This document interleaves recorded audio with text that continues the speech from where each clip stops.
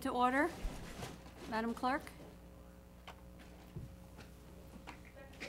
Here. Mr. Cater. Here. Ms. Egan.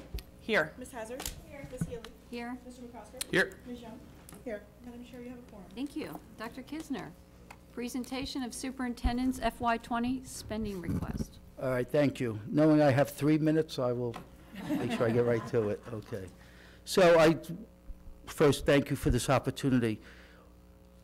Officially or formally, I worked about 2 months on the budget, but truthfully, the day I started is when I worked on the budget. As I walked around the schools, talked to people, visited classrooms, had discussions with different stakeholders throughout the community, formal discussions at different advisory meetings, and also, just so you know how, at least I did it, which is probably not greatly different than how it was done in the past, is that there were representatives from the elementary, middle, and high school principals. They all met. They submitted their recommendation. We met with the representatives. I met with all of the account managers, met with some of them a few times to better understand their requests, discuss their priorities, and focus on clarity of how the budget was going to improve student learning. And you're going to see a little later the sequence that I took to get to the budget that you're going to be presented.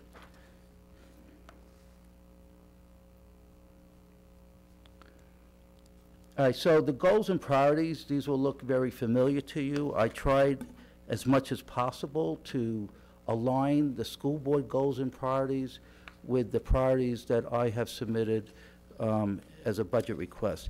There will be some expansion, maybe some slight modifications, but overall, I hope as we finish this presentation that you'll see some alignment with your goals and the budget.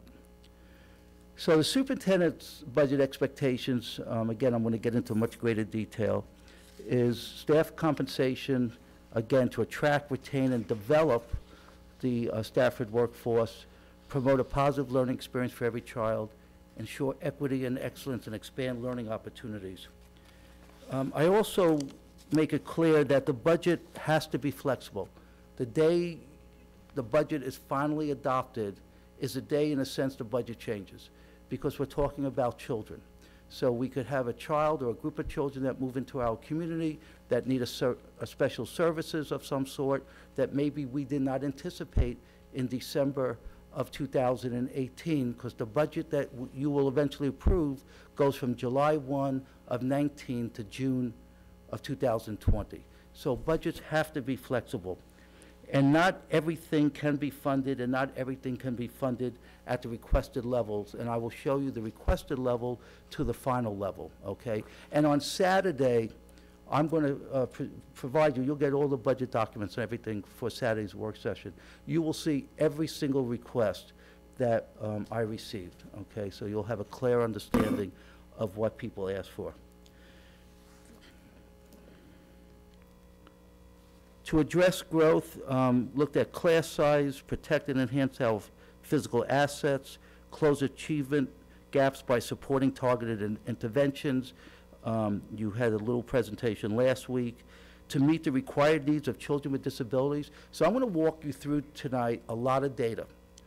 And the reason I want to do that is because I could get very, I could be very comfortable talking about the passionate emotional side of teaching and learning, but I think it's also important to understand what's driving the budget. And a lot of what's driving the budget is facts that can't be denied, okay? And they could all be referenced if people are looking for it. Support the needs of children with disabilities, strengthen administrative building support, continue supporting the school board staffing initiatives, address compensation study recommendations, provide more targeted professional development, and funds, and Chris and I have been working on different formulas to make sure that funds are distributed around students' needs and equity, okay?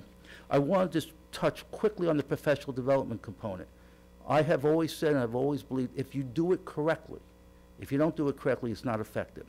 But if you look at professional development in the business world, often it would be called a research and design, research and development. If you look at how we improve student learning to meet the needs of our students today and tomorrow, we have to be prepared to invest in our staff so they have the skills and tools and resources to be effective.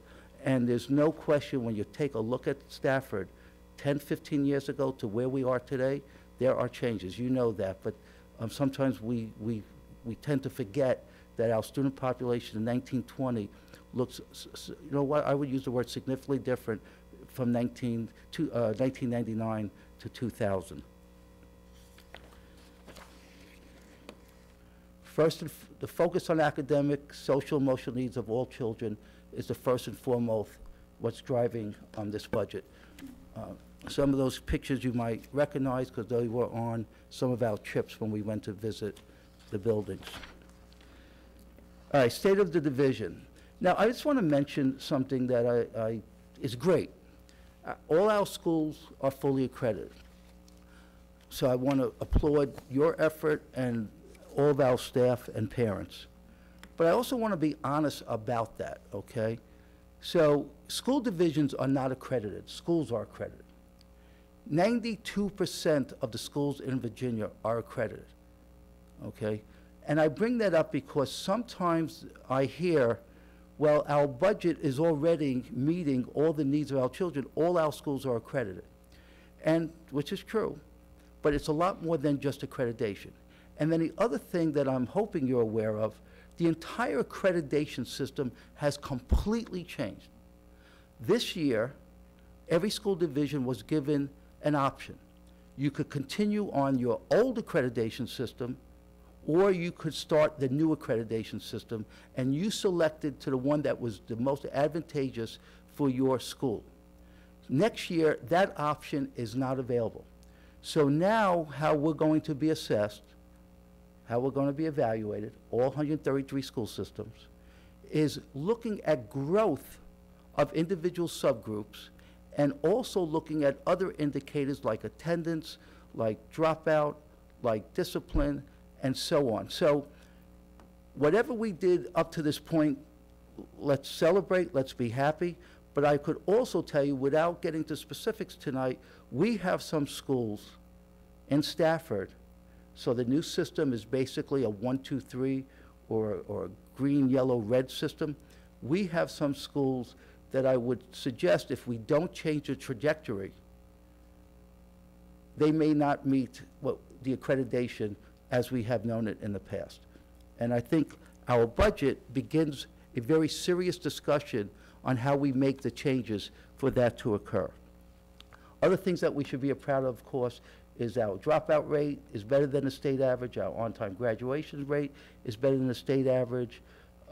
You put in a K-12 improvement model with measurable goals. We have over 4,000 students getting credentialed, CTE credentials, and of course, you know, we've had a teacher, one of the state teachers of the year, and we had a Washington Post principal of the year. So we have a lot to celebrate. So other things, we've made some improvements on technology. We have computer upgrades.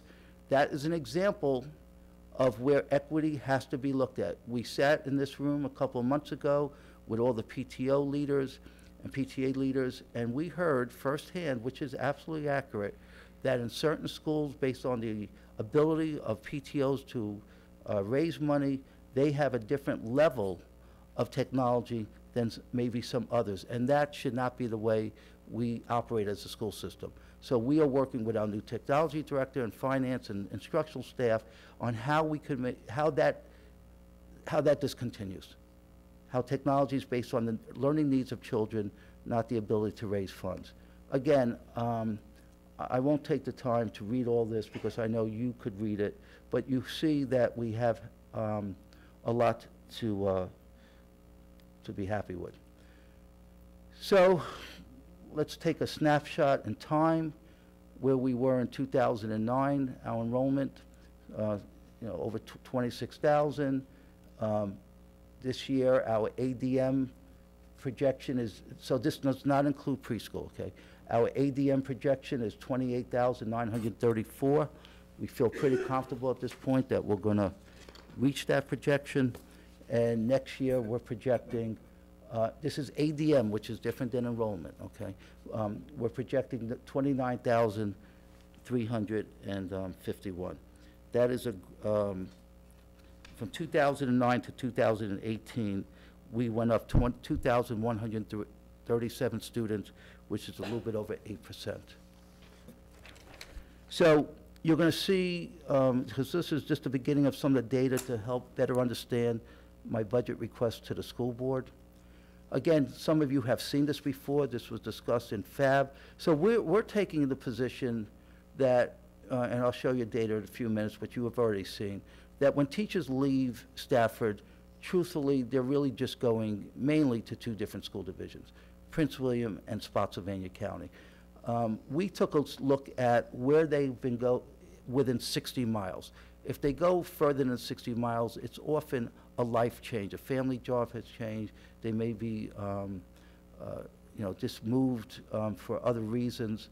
But when you look at where they've gone in 60 miles, the top bar, of course, represents Spotsylvania. The middle bar represents the average. The top bar represents Prince William. The middle bar represents an average of Prince William and Spotsylvania. The bottom bar, it kind of merges, but what you could see at the bottom bar is towards the latter part of the scale, Spotsylvania actually begins to pull ahead of Stafford. Now, I will tell you, and I have said this publicly and privately to people, I'm not here to race to compete with Prince William. That's just realistically, Prince William, not only that scale higher than ours, but they have a scale which you're aware of that is 30 years. We are at 37, 38 years to get to the top. In Prince William, we get to 30. But I feel strongly that we want to acknowledge and recognize the profession and the hard work of a lot of our teachers. That's why they deserve better raises than what I think we've been able to do in the past. So where have our teachers gone? Again, you see the 17-18, the 16-17 data, and that just again highlights that the two school systems, I chose to leave Fairfax out of it, but if we put Fairfax in it, you would also see that they would be higher than Stafford. But you get a sense of where they're going within 60 miles of Stafford County. And again, this is another representation of that same piece data. So I also wanted to take a look at, because we have a lot of discussions about student-to-teacher ratios. This information you could get off the Department of Ed website. The only thing I want to caution you, the dark line is K 7th grade. The state just basically has elementary and secondary.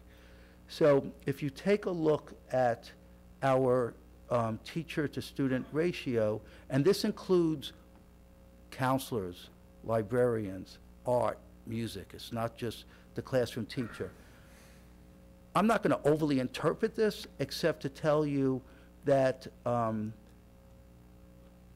if you look at the K 7th grade, and I think if we really digged into it, it would probably be driven more by 6th and 7th grade, that our staff-to-student ratio is higher than our neighboring school divisions. So I bring this slide up not to say anything except to share the information, okay?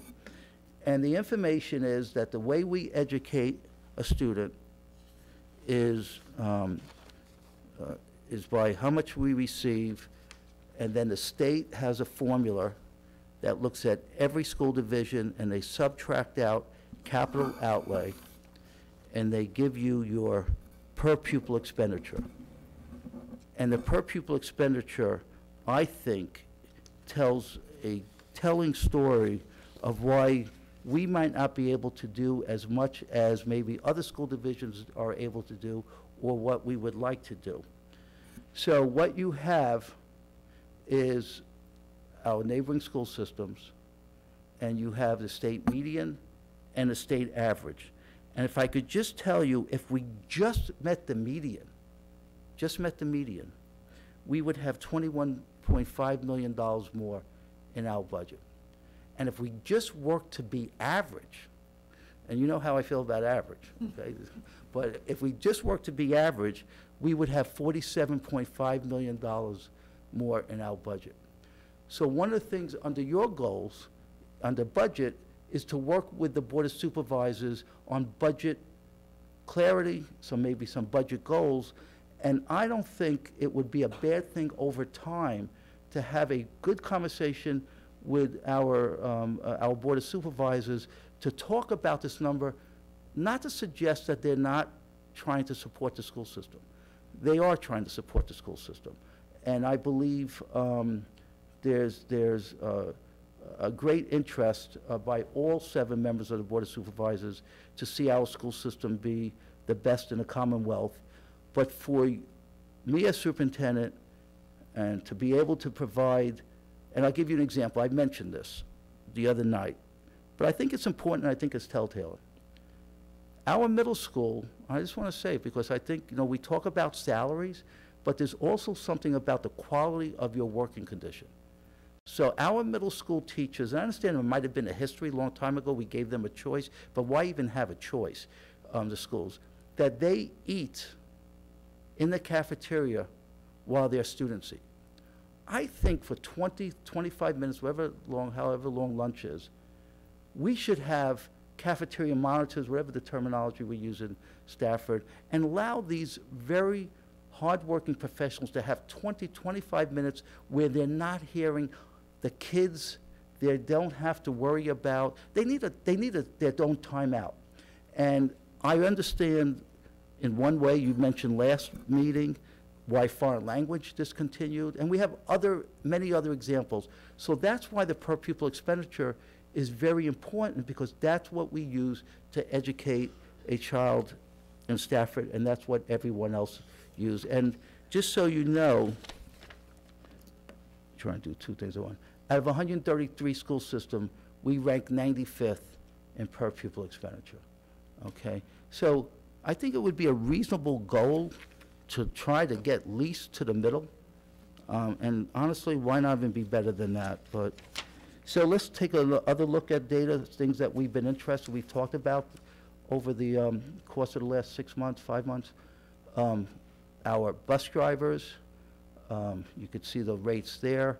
These are the starting rates compared to some of our neighboring school systems. Bus drivers are not any different to the teachers. If they choose to go somewhere else, it's going to be one of these 2 school divisions.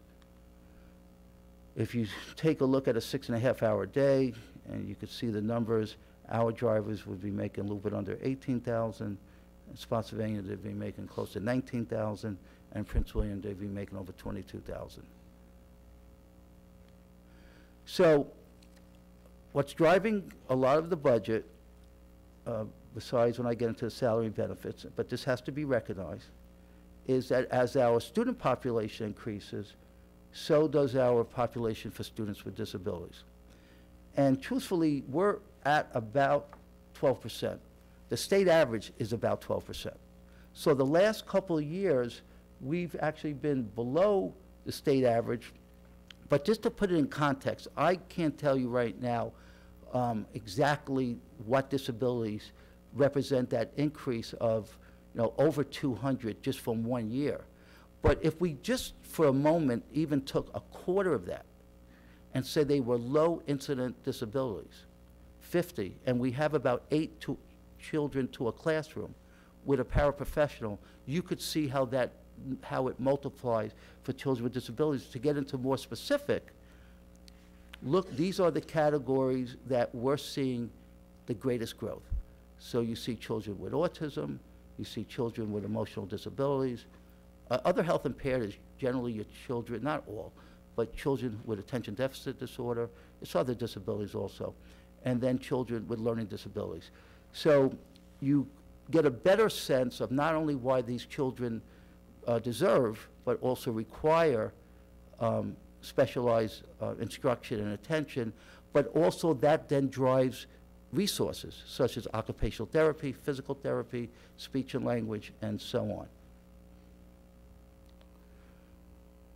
Okay, so I just want to also let you know that this budget is highly dependent on the state budget. And we're using the proposed budget by the governor. And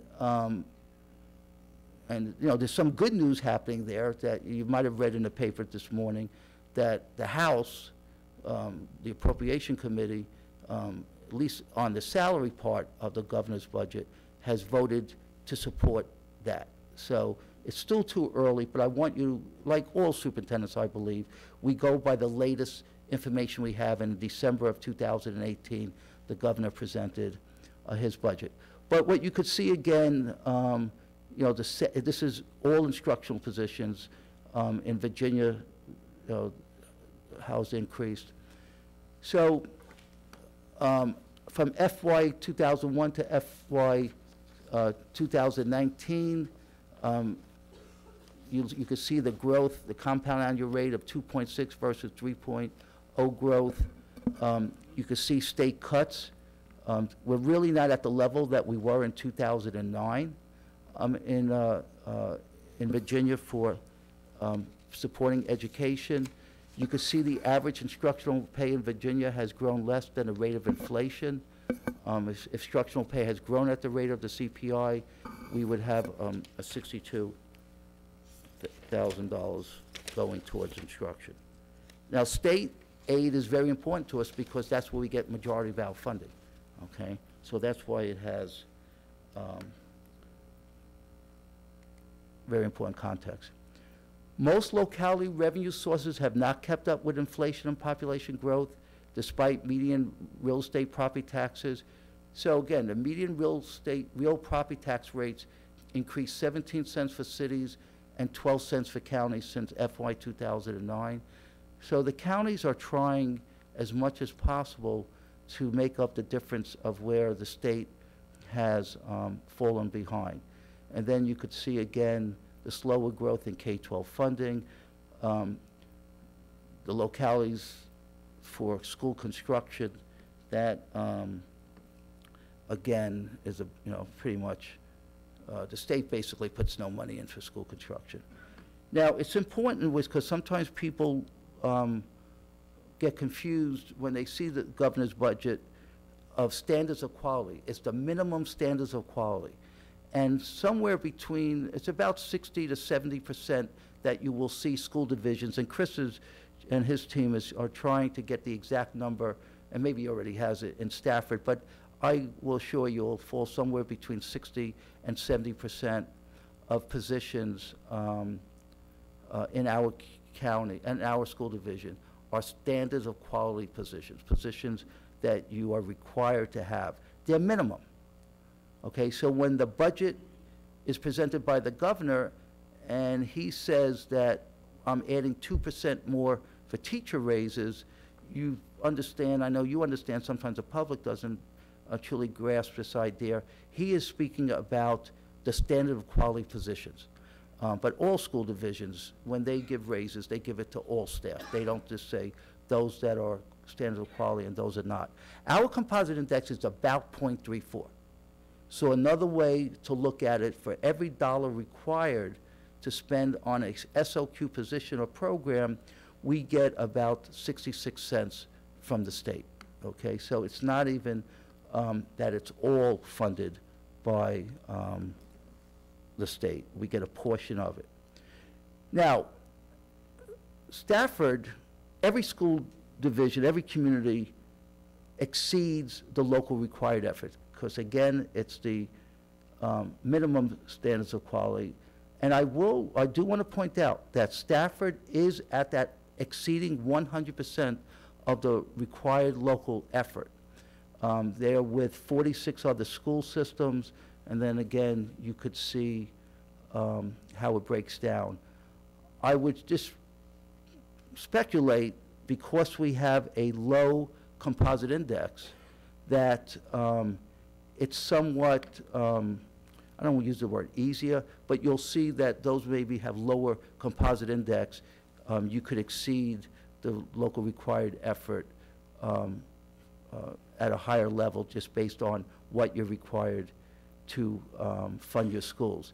However, that number doesn't help us educate a child.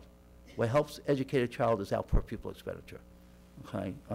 But I do want to recognize and thank the county because we are one of those 46 school systems that exceeded by 46%.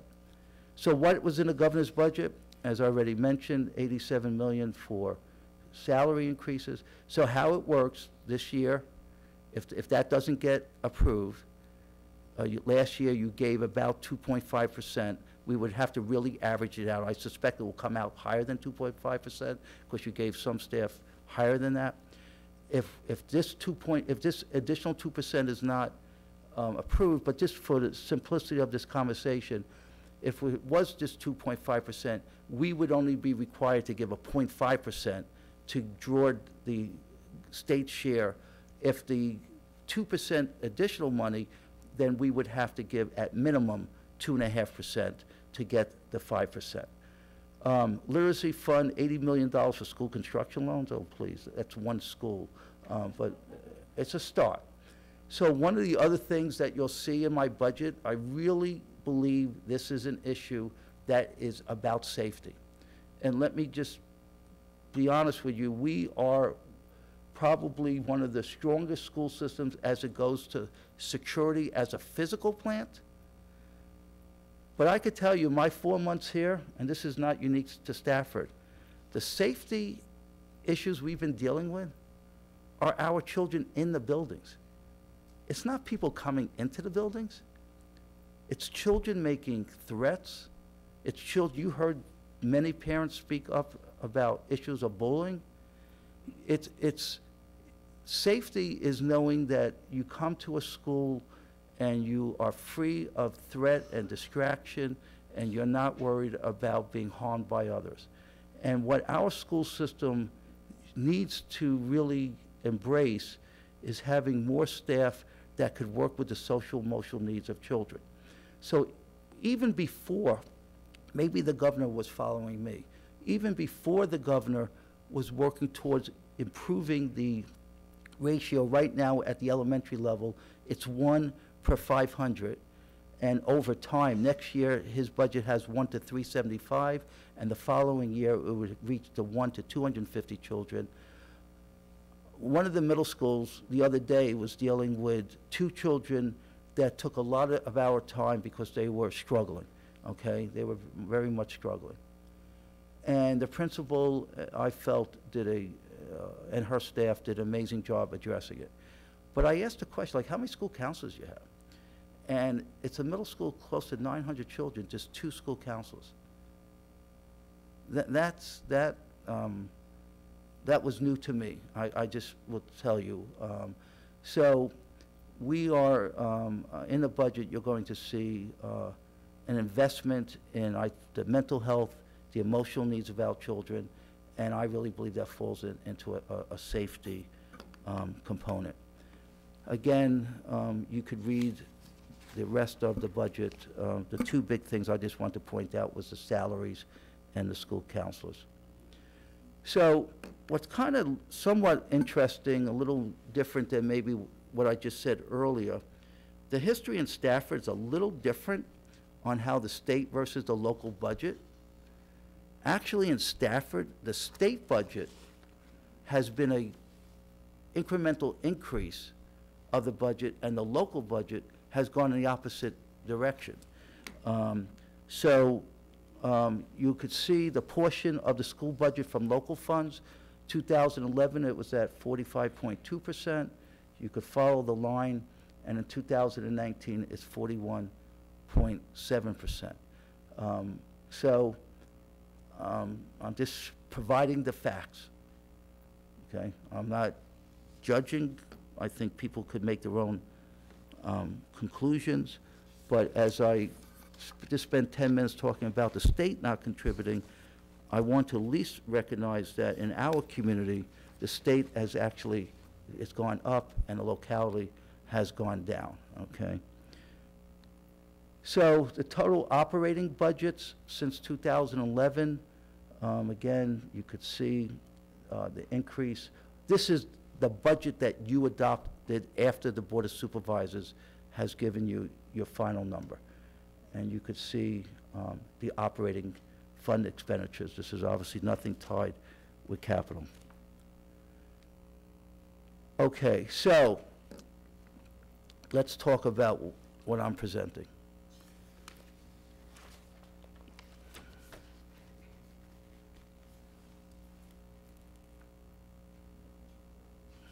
Although that's not, I'm already seeing one slight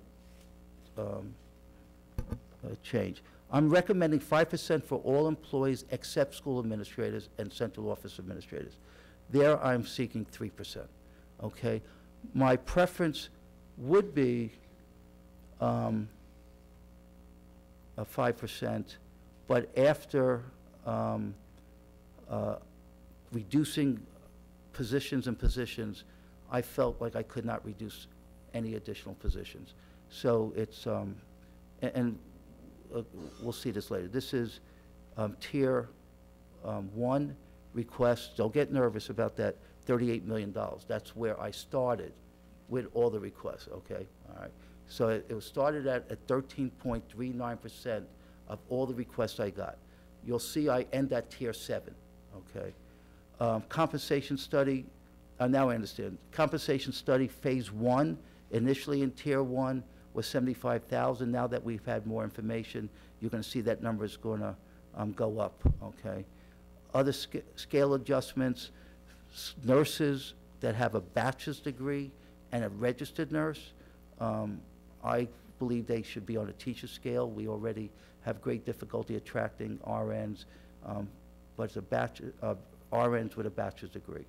Referral bonuses, so I've seen this work in school systems. I've been a superintendent where it works. One of the best way to attract staff is other staff recruiting for you. People graduate a university, they have friends, they've gone to associations. They say, hey, Stafford, great place, my school, terrific.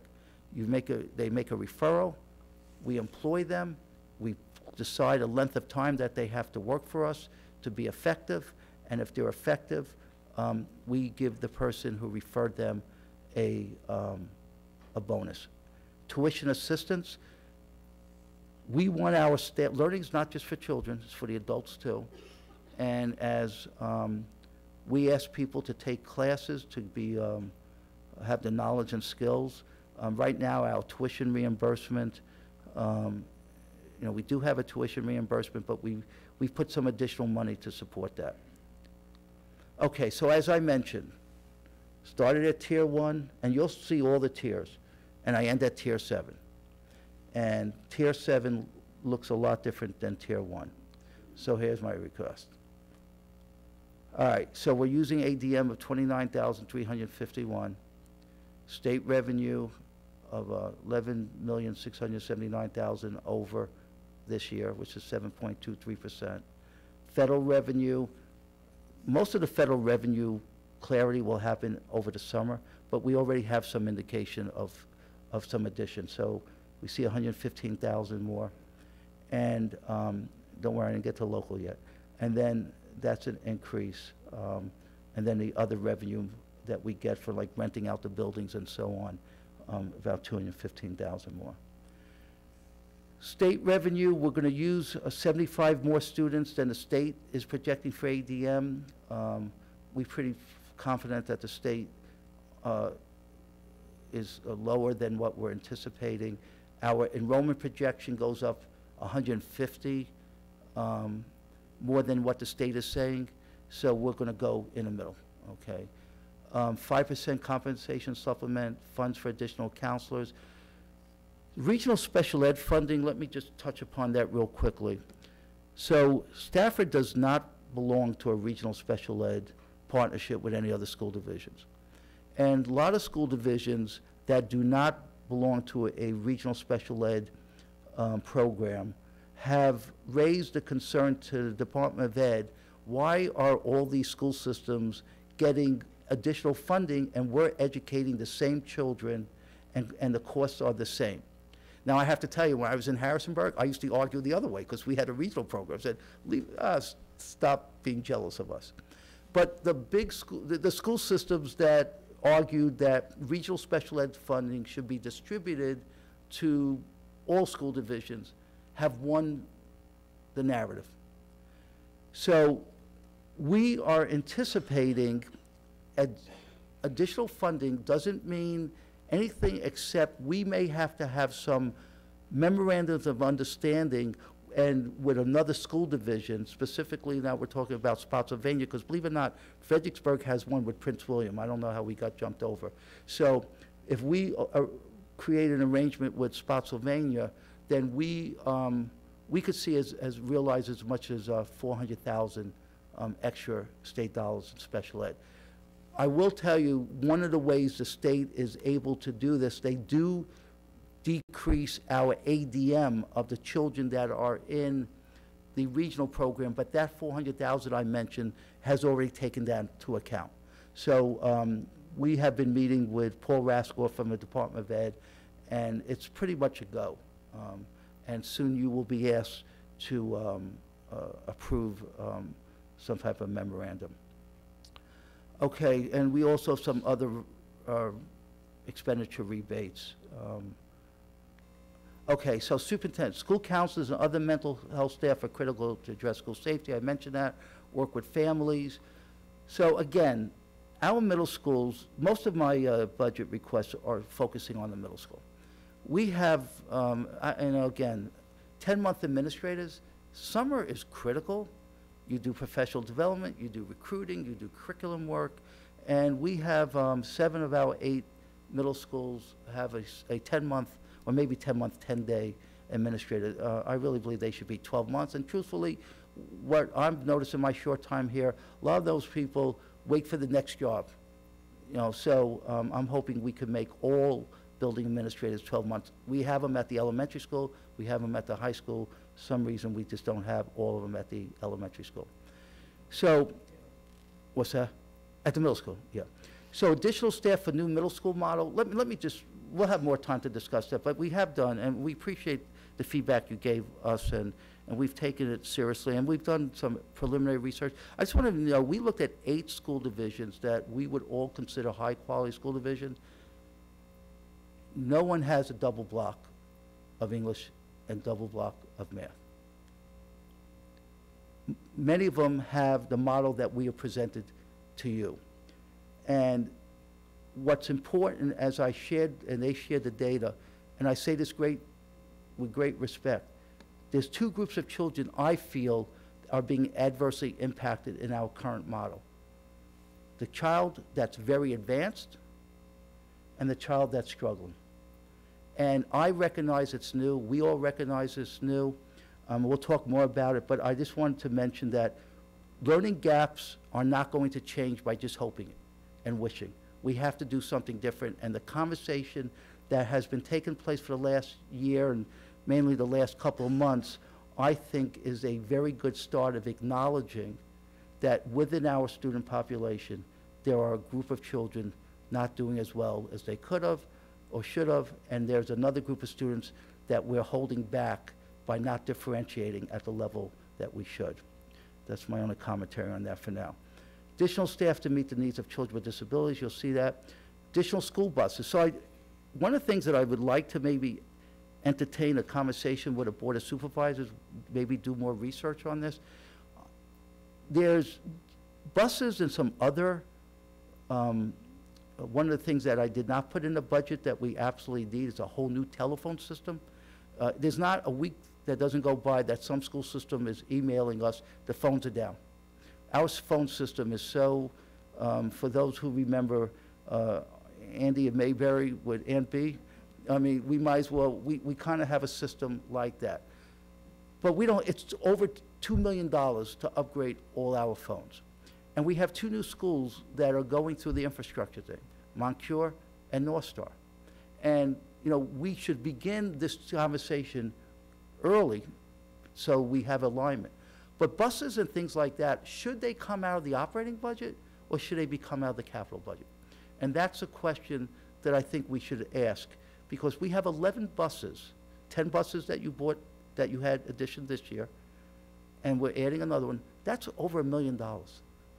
okay? And we factor in about $65,000 per staff. That's 16 staff members that we believe we have, but buses are also critically important. So I think it's a conversation to at least have, maybe we should do some more exploring on how school divisions do it, but this is truthfully the first place that I've worked where buses are part of the operating budget, not part of the capital discussion. Not saying what you're doing is wrong, but I'm saying it should at least be part of the conversation as we move forward with the Board of Supervisors.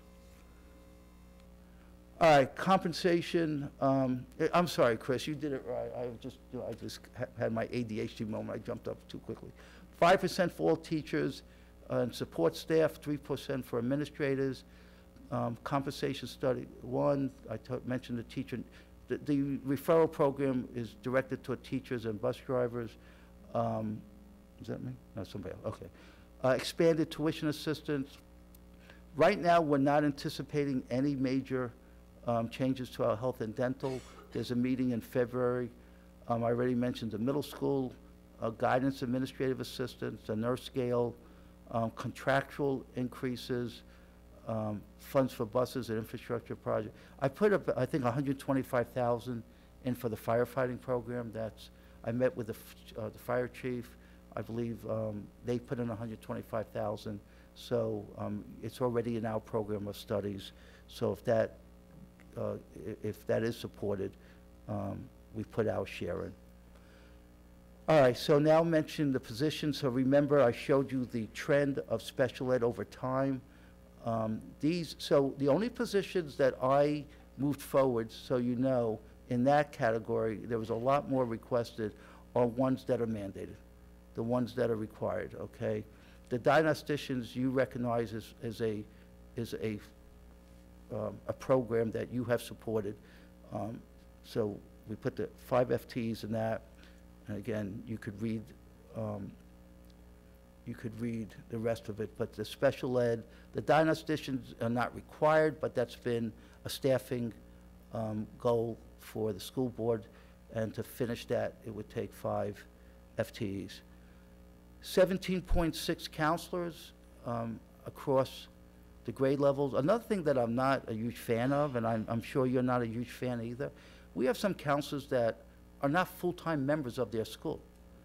And it's relationship building. You're building relationships with the parents, your relationship with the teachers, relationship with the children, and they're among different schools. So the 17.6 gets us to a better place than where we are today for our 30-plus schools. And again, it's very contingent upon the governor's budget. Growth in class size initiative, again, you can read that. The middle school, I want to just give clarity on that. The middle school, even if we were not doing the design, we want to get our class sizes in the core subjects down to a goal of 25 per teacher, okay? So that gets us closer there. There are 4 positions in that 15 that I mentioned last week that are foreign language.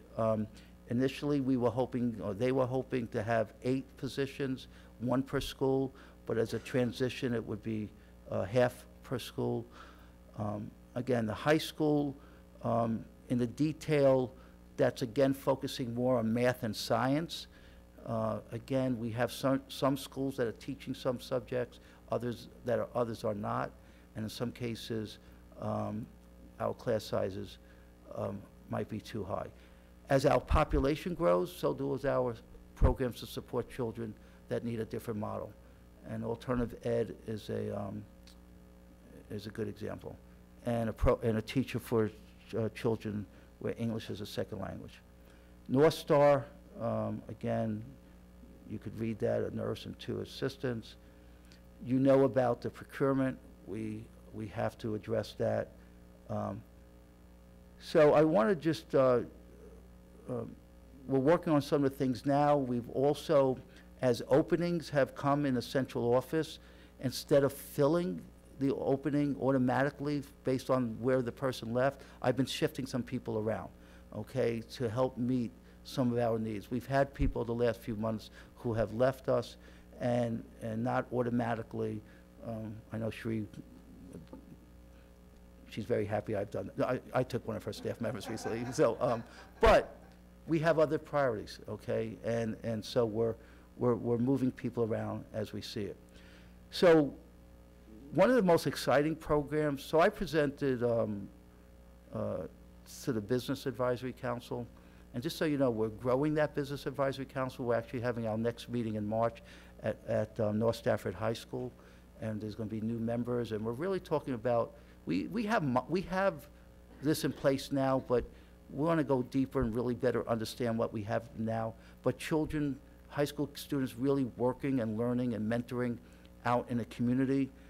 This is also in the profile of the graduate, a priority. So there's one position for that workplace readiness. I guess, I don't know when, but a few years ago, we reduced high school administrative assistants. High schools are growing. We want to put that back. Transportation, you know everything that's happening in transportation. They need more support and help. Another dispatcher. What the heck they call it? Low voltage. Is that right? Low voltage? Yeah, low voltage. Somebody who does low voltage work, don't even ask what that is. I guess that's changing a light bulb. But we're putting that position in there. Technology. So I mentioned the telephone system, and it's much more than just a telephone system. It's a communication system. It's a safety system. A lot of our, when the phones go down, we lose access, communication with staff. That's a concern. The phone systems, if done correctly, people could communicate with parents much easier, and so on. Messages could be left in classrooms. There's a system analyst that technology wants. That's that voice telephone system. And student services, they lost a position. We have parents that come in that are going through the registration evaluation procedures, and we've had to move staff around so these parents could be greeted and processed. All right, so we've also had reductions, reinvest $1.7 million in compensation benefits, salary lapse, and as I already mentioned, we did some redirecting of staffing. So my request is a total expenditure $308 million, increase of $18,543,000,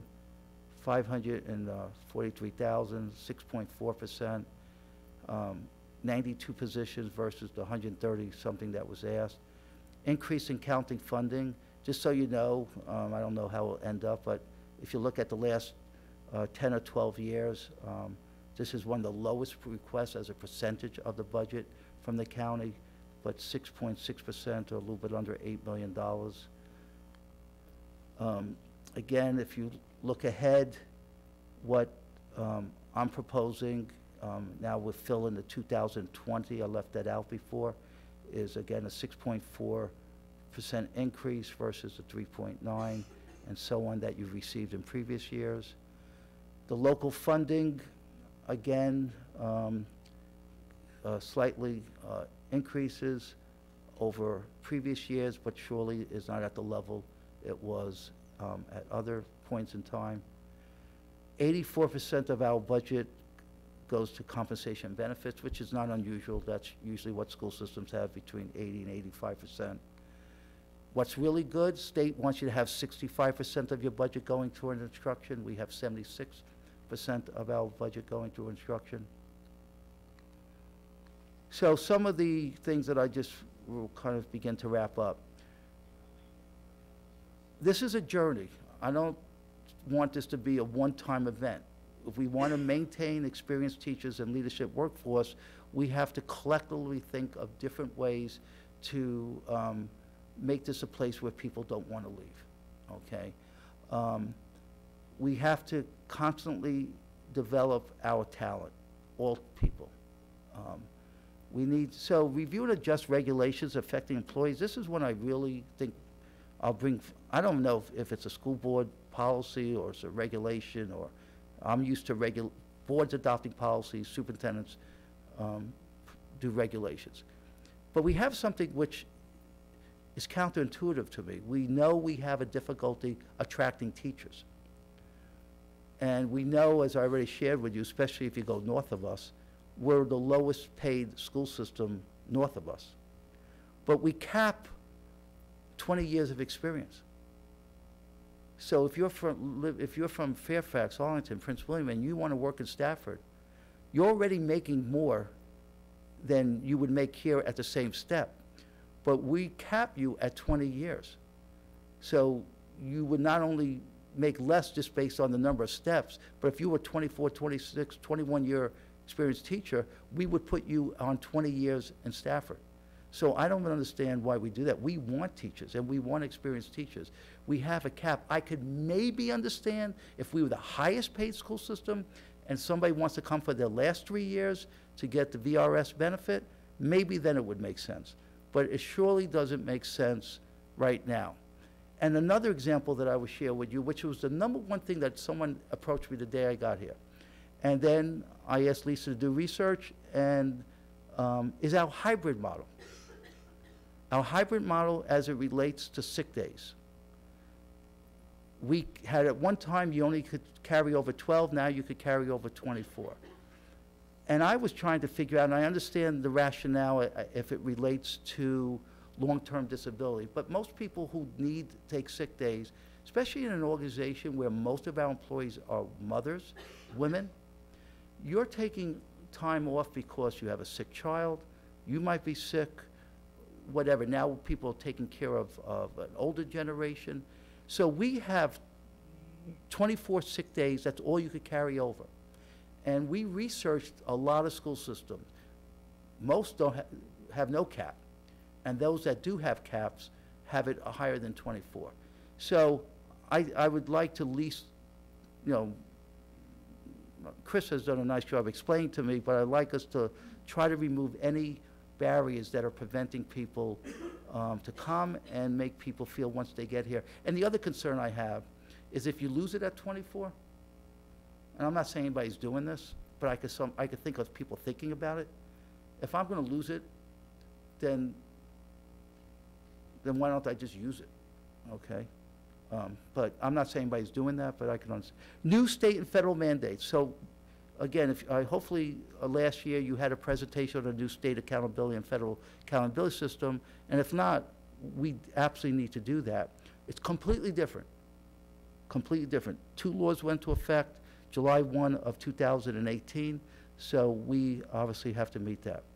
Our student population is ever changing, from English language learners to children with disability, mental health, CT offerings to reflect changing opportunities, improve organizational efficiencies, support critical infrastructure upgrades like the telephones, seek clarity of operational versus capital budget needs, and developing, and I think there's an interest by the Board of Supervisors. We had a meeting last week.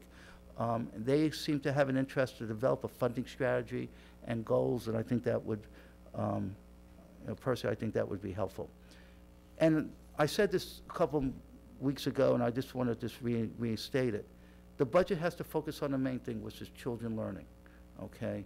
And as much as I'm glad to be a superintendent of a school system where all our schools are accredited, you heard Tom say this last week. That still means there's a lot of kids not learning, okay? There's a lot of kids not it only takes 70% of the kids to pass to be accredited.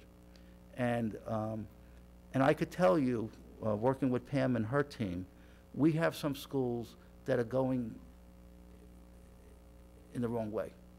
And some of it is due, in my opinion, maybe not having the training they needed to the new student population. Some things may be tied to leadership. There could be a lot of different factors. But the budget focus needs to be on children learning.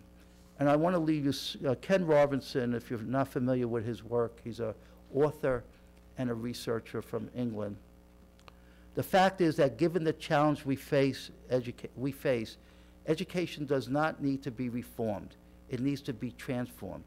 The key to this transformation is not to standardize education, but to personalize it, to build achievement on discovering the individual talents of each child. to put students in an environment where they want to learn and where they can naturally discover their true passions. And I really believe that this school system, in many cases, is doing that, but I think we could truthfully, as a partnership with the community, make this a place that we really would be the best school system, not only in Virginia, but I'll say the world, if I stop at United States. You see the pictures there, and it's one of us as a happy group. So anyway, those are our kids. I have to tell you, I can't thank you enough. I'm still visiting buildings almost every day, and every day I get more excited knowing not only what I see our teachers and students doing, but also knowing the opportunities that are out there. So Saturday, we will have your budget books. I have the PowerPoint now. I didn't want to give it to you because you might have just gone, if you're like me, I would just go to the last page and skip everything else. So I'll give this to Missy. And Monday, and what I would ask you to do, so I listened to last year's presentation, and maybe Ms. Healy was already going to say this, but she concluded by saying, if there's anything you want to have before our workshop, to get it to the superintendent, and if you do that this way, we could use this Saturday in a more valuable time. All right, thank you. Thank you, Dr. Kisner. Does anyone have any comments or questions they want to raise now, or you want to hold them till Saturday? I'll hold mine until Saturday. No? All right. Well, that will conclude the superintendent's budget presentation. Do we want to take a few-minute break before we move in? Mrs. Egan says yes. Yes, all right. All in favor, aye. No opposed, I hear. Well, we will be back at 8 o'clock to start the work session on the redistricting. And for those of you who came for this, our consultant has advised us they were unable to come tonight because of the weather, but they are on standby for Saturday if we determine that we want to continue this work session until that point and want their presence. See it?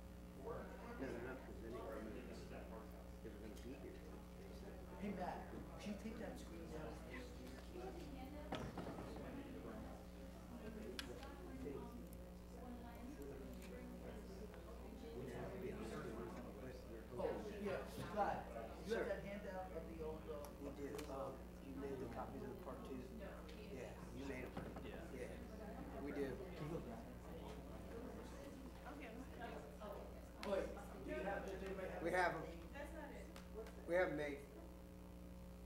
What are you speaking about? Part 2 of the old redistricting. We do. You getting it? Yes, sir. We call the work session to order. We don't need a roll call, right, or do we? No, well, the gang's all here. All right, well, here we are. The consultant is on the phone, correct? Ms. Mather, are you there? Yes, I am. Can you hear us all right? I think so. All right, and we set this work session so we could discuss the process, and I'll say, where do we go from here? If that's acceptable? I mean, well, we're here to talk about where we are. We have 2 proposals, neither of which has gotten anywhere near unanimous support. We have a lot of comments, a lot of suggestions, a lot of concerns that have been raised by the community. I think we all have our own concerns with most likely overlap with a lot of that has been raised. We need to decide, and I use that term loosely because this is a work session and no decisions will be coming out of here, but we need to put ourselves in a position where we can be moving forward to give direction to the consultants as to what our expectation is of them.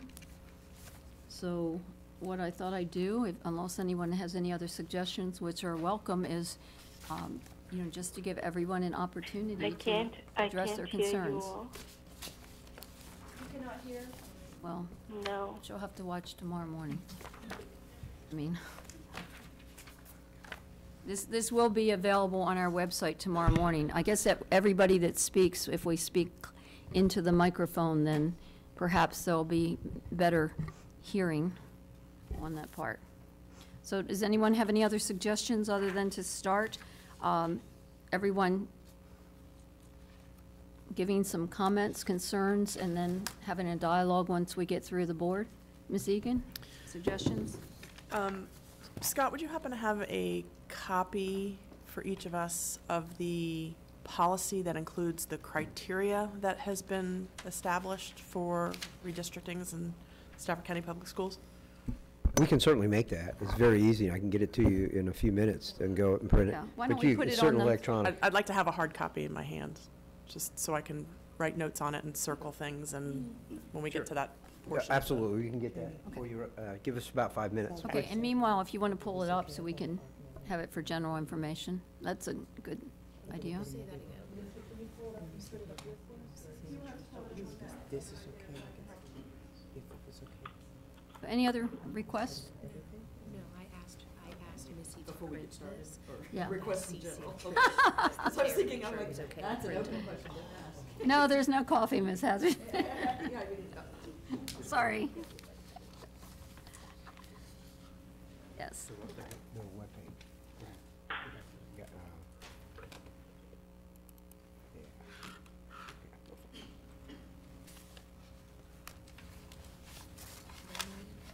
Yeah, I think.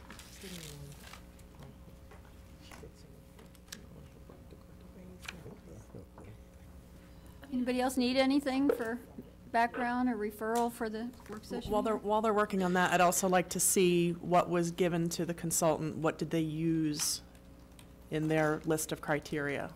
How did they develop the plans that they did based on what staff instructed them to kind of choose from? Well, staff, if I may, Dr. Kisser, staff did not direct the consultant to provide anything from a criteria perspective. They outlined the criteria that they were going to follow in the proposal that was presented to the school board. They also replicated that criteria again in 2 or 3 presentations that they provided before the town hall meetings, or I should say 2 rather. And so that criteria was established in several forums that the consultant had with the school board. But we did not say, we certainly furnished them with the policy that outlined the 17 things to consider when redistricting. But we did not provide them any direction on criteria. They presented it to you during the proposal. Then when we had the work session with them, they also identified the criteria, and that was, I think, passed on to the board through Dr. Kisner.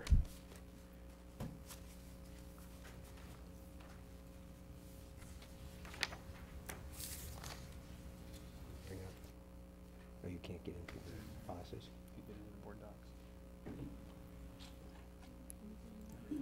Any background you need?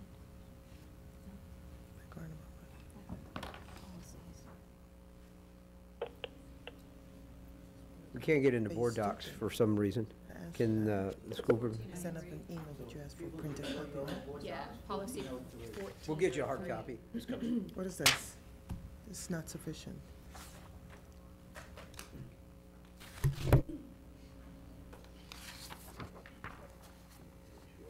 Okay, found it, thanks. So we should go to 1403, which has the, under policies. Oh, we got it now. It's up there. Oh, there we go. Okay, good. Can we start here? So if we had had another get-together to talk about what we wanted to include in the redistricting criteria, this is where we would have all come together, we would have sat together and pulled out what was important to us. I remember Ms. Hazard had said at one of our board meetings that there's 17 of them, and clearly we'd have to narrow them down at a certain point. That didn't happen. So it's nearly impossible, and we learned that from the last 2 redistrictings, to actually incorporate all 17.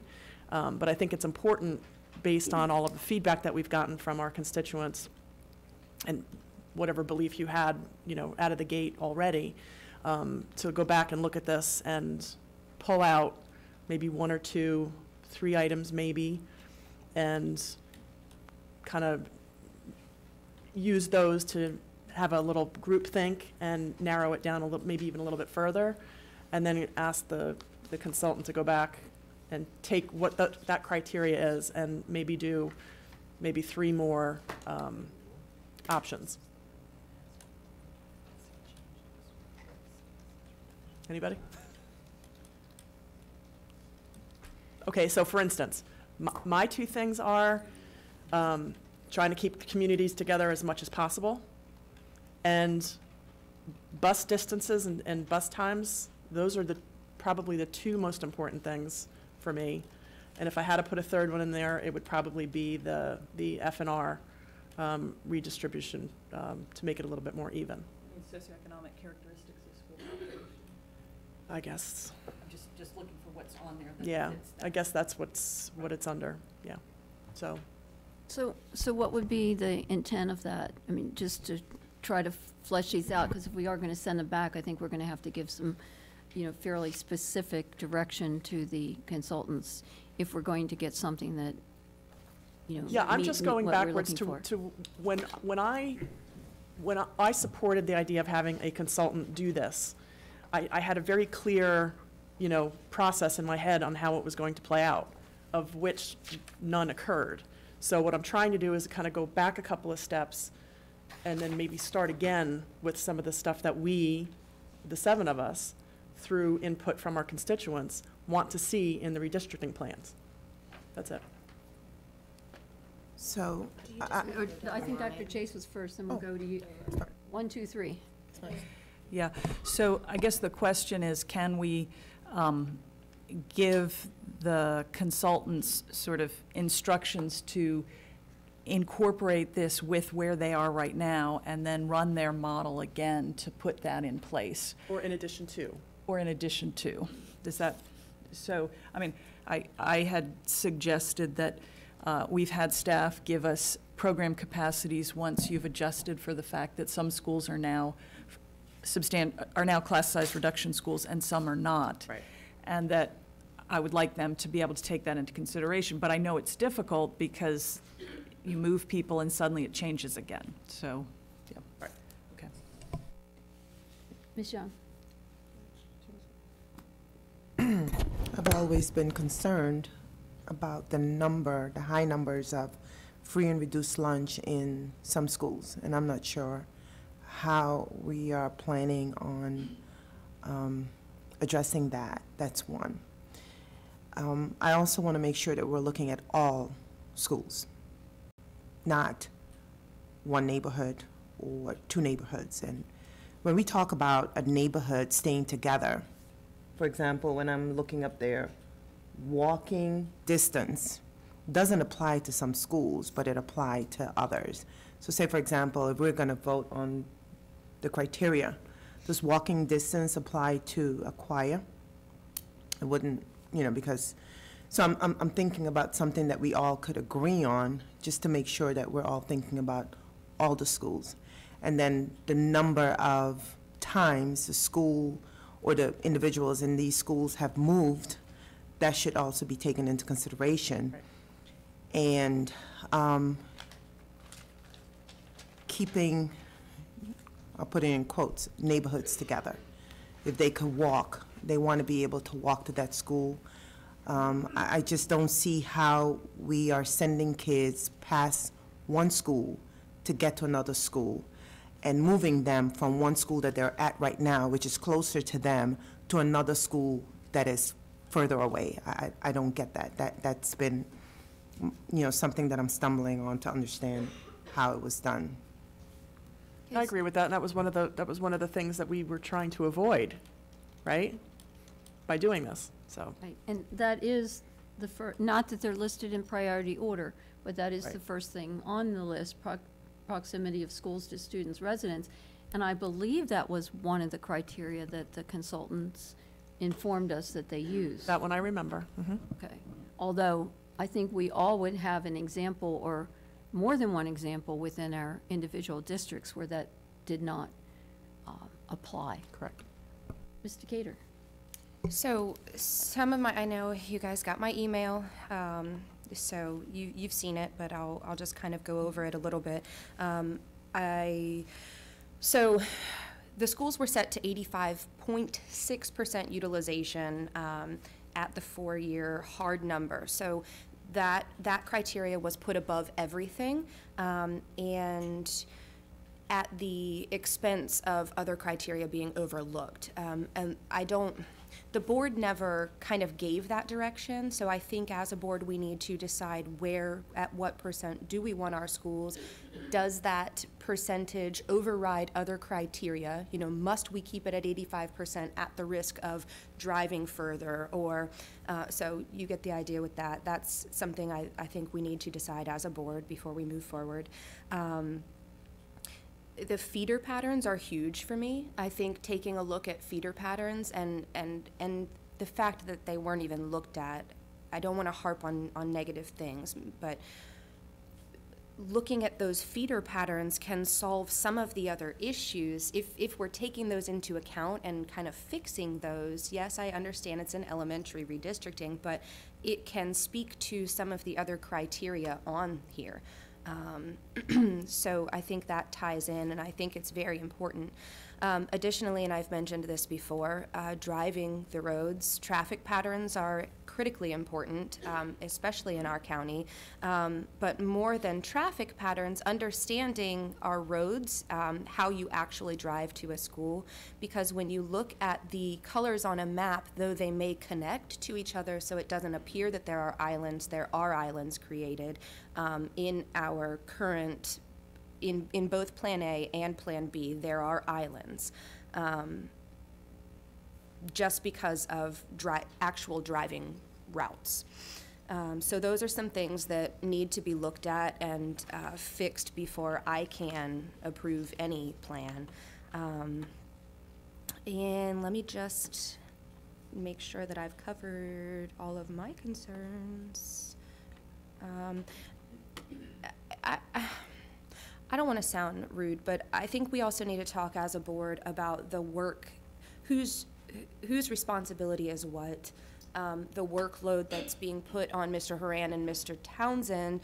When we initially decided that we were going to outsource, that was because their office has a lot of stuff coming up. We have the North Star getting ready to open. We're starting school earlier this summer, and they're busy. And so we did hire a consultant, and I want to make sure that things aren't coming back to their office that can be done by the consultant, because if they are, why did we outsource? So I hope that doesn't sound too harsh, but I think it's important that we really, delineate whose job is whose. Thank you. Thank you. Ms. Hazard? Did they jump over you? Oh, we'll go back. Okay, I just wanted to make sure, because I was Ladies just first. wanted. Ladies first tonight. Because I'm going to steal one of your usual ones. So I will say that we'll do this one together. Because, I have several comments about things that I think we could look at. One that came up, and this came up very much in the high school redistricting, is about neighborhoods that have not been built. And if there are areas of neighborhoods that have not been built or they are being phased in, it would be nice to have those called out somewhat easier. I mean, I probably know some of them in Hartwood, and all of you know your areas. But, I mean, we can all sit here and share that. But that information, I believe, should be available based on whatever you all pulled from Mr. Harvey's office across the street of, what's in phase 1, what's in phase 2, what has been built. Because in some sense, that can help the board also make some decisions. And I'm not saying this needs to be one of the criteria, but I have to say, if I don't have to move 3,825 children, I would prefer not to.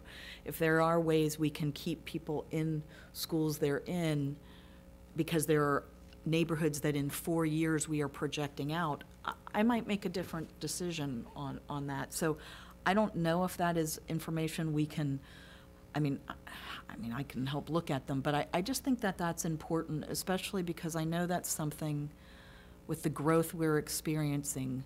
Do we want to at least, there's one that sticks out very easily to me that is easy to move and it fixes the feeder pattern, but that, I don't want to go into, and it just screams to me that it's an easy fix. But that's one that I think as a board would be something, Mr. McCosker, did I steal yours? I'm sorry, because that's usually one you, you give. Feeder patterns we've touched on, but I think something that the board really has to figure out is it has become glaringly apparent that the special education work that has been done and presented to us is a significant driver to some things. And I'm almost wondering if we as a board are going to have to approve that first. And I will say partly when I look at Rocky Run, who goes from right now a single special education or a contained classroom, that under the proposal they will go to 4. I need to be sure that that has been taken into account, that those are 3 new classrooms potentially taken out of service. And that may have been done, but I'm just saying that decision may be one we are going to have to make up front. I don't know. I'm just saying I'm not sure. But if we are moving those classrooms and adding those classrooms, which has been talked about, how do we make sure those have been included in our capacity? Because that's 3. I mean, but I'm just saying that we didn't have that information when we started this process. This came partway through. So it's just something, like I said, you all may say that is included in the new projections, but I'm just saying, is that going to be a decision we as a board are going to have to make early so we can come up with real capacity at some of the schools if we are moving these programs? And please know, I am not saying that we are adopting it, and this is nothing against the work and the great work done by our staff. I do have some thoughts about Moncure in that particular, and I've raised that was designed, it seemed to have a certain number, but we can talk about that. That's more of a specific.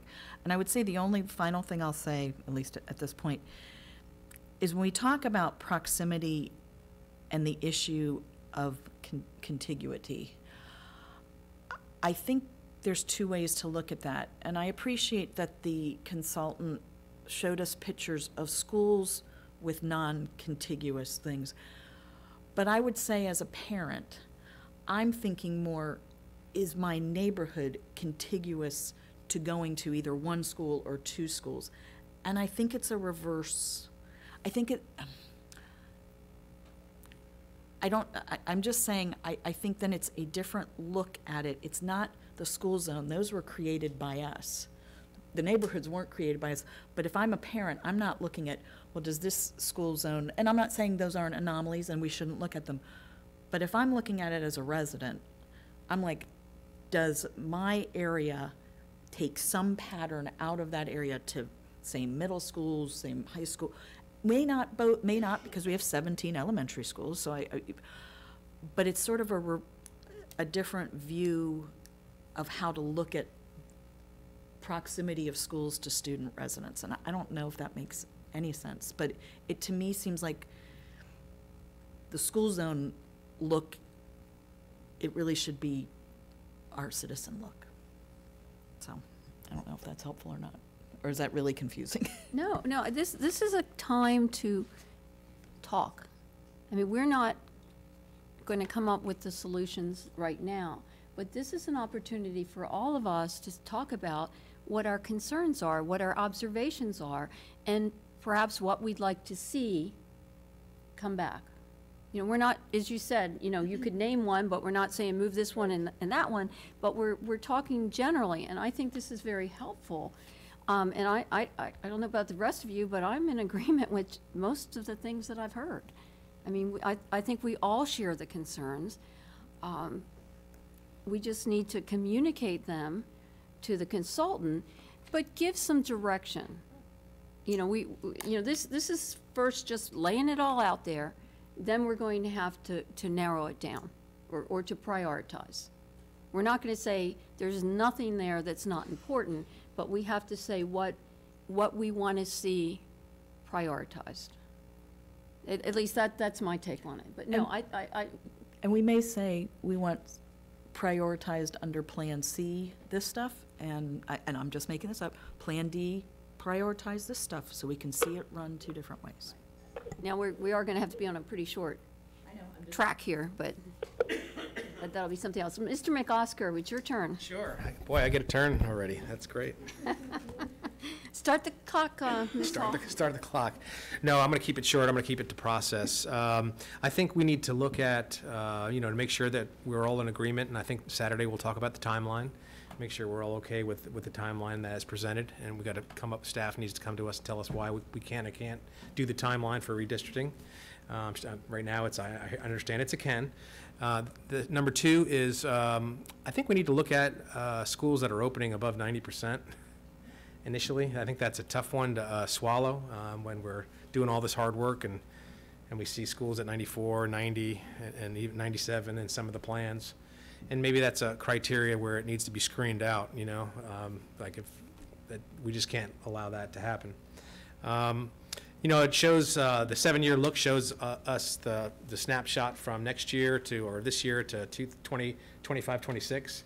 So we need to kind of make sure that 85%, if we can keep it in there, that's kind of what I thought we were looking for. So that's an issue. Some other issues that I want to talk about is, I think the board's already mentioned it, but we do need to look at bus rides. We do need to look at these long rides into the schools to make sure that we're not, having a kid on there 90 minutes, right, and take into effect traffic. And because I know in Mr. Cater's district specifically, if that bus takes that left out of this building and goes down Route 1, it gets ugly real quick, right, in the morning. And there's a lot of other places like that. So we need to kind of take that into consideration. And I think lastly, and then I'll be quiet, on the process is I've gotten a lot of emails about our low incidence programs, autism, EBS, learning support, and so I'd just like to take another look at why we are moving them, why is this so important that we move these programs in certain schools and and is that best suited for our community? So those are my points. And Dr. Chase, do you want to? I know you sent us an email, but, for the record, we can summarize or add what you want. Yeah, I shared with the school board just a few concerns, and they were more general concerns. So, for example, I can't support opening the new Moncure at 97% capacity, 50% free and reduced lunch, because we're setting that school up to fail. And so I can't support that.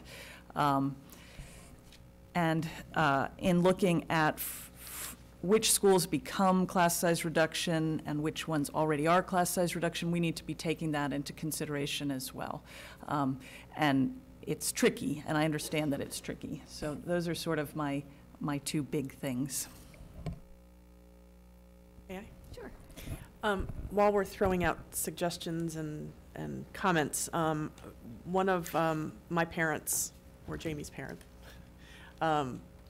spent a lot of time working on at least the northern half of Stafford and how it equates to what's going on here on the 610 corridor. And what I would like to do is, she's a researcher, doctoral candidate. This is what she does. I would like the consultant to at least look at her work, and if any of it makes sense, put it into an option or incorporate it into an option, but she spent a lot of time with it, and I would like to respect that and have it looked at as a consideration. Sure. I would just respond to that. I do believe it's been sent to Arkbridge already. However, if it's, if the board would like to let them know that it's more of a priority to have them look at certain things depending on Yeah, so I guess they could analyze it, and when we meet with them, I guess, give us their synopsis of it. Well, I would ask the board to give direction to the contractor to consider every single comment that came in from the public, because a lot of those comments have suggestions. Now, it may relate to a particular area, but, you know, I don't want to give priority to one over another one, because I've seen a lot of suggestions that make sense. And the best suggestion that came to me, I wouldn't say the best, but certainly the most memorable, was from someone in my district that lives across the street, literally across the street from the elementary school they're in now, and they were redistricted. So they're going to have to get on the bus, go away from the school across the street. But the comment was, I hope common sense prevails. So, you know, that would be, you know, my hope here as well. You know, common sense, along with all our criteria, but let's not just move areas to get to a number. And that's my biggest concern about the plan, you know, in the areas, and I'm focusing in my district, because that's what I'm certainly most familiar with, although I am reading every single email. And I can identify, particularly with the, you know, the long bus rides. I mean, why are we moving kids this way instead of the way the traffic goes? But there are a number of instances that look to me that it was just reaching to get that percentage. You know, why move an area that is closer to 3 schools to the 4th farthest school, other than to get to that magic number? So that's, I think I've heard that from, you know, the board, but that would be, you know, my request is that we certainly aim for a percentage, but that should not be the whole basis for a proposal, for having that there. But on the same token, I wouldn't want to start it at 90% either. 97%. But I had a discussion, I got permission, and I talked to Mr. Townsend this afternoon, because someone in my district had raised a question: how did we get in both proposals? And the consultant responded. It said we were all copied on it, but I didn't get the response. I went to the, yeah, I know, I didn't get it either. But I went to the site on the board docs that the public is welcome to go to as well, which has all the comments, all the emails that are coming into us, and anything from the consultant, you know, back is on there. And the constituent had asked for the numbers for his particular subdivision.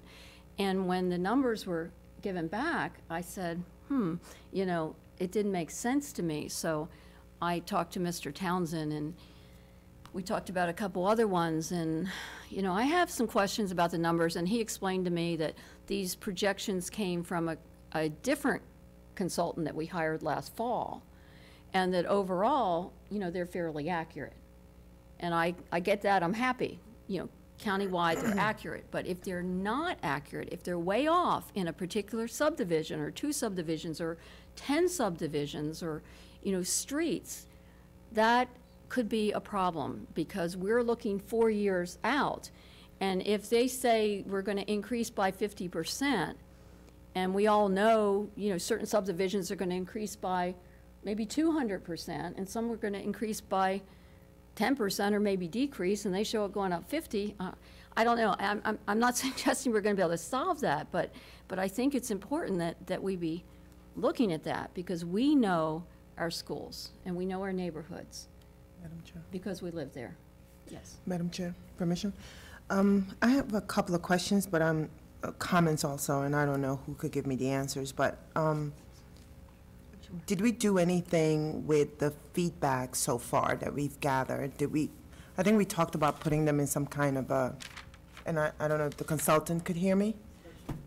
Did we do anything with them yet? Put them in some kind of a correlation, like questions?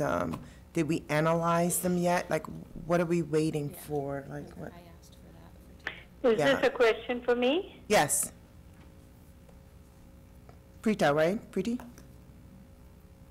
This is Preeti. Is this question for me? Yes.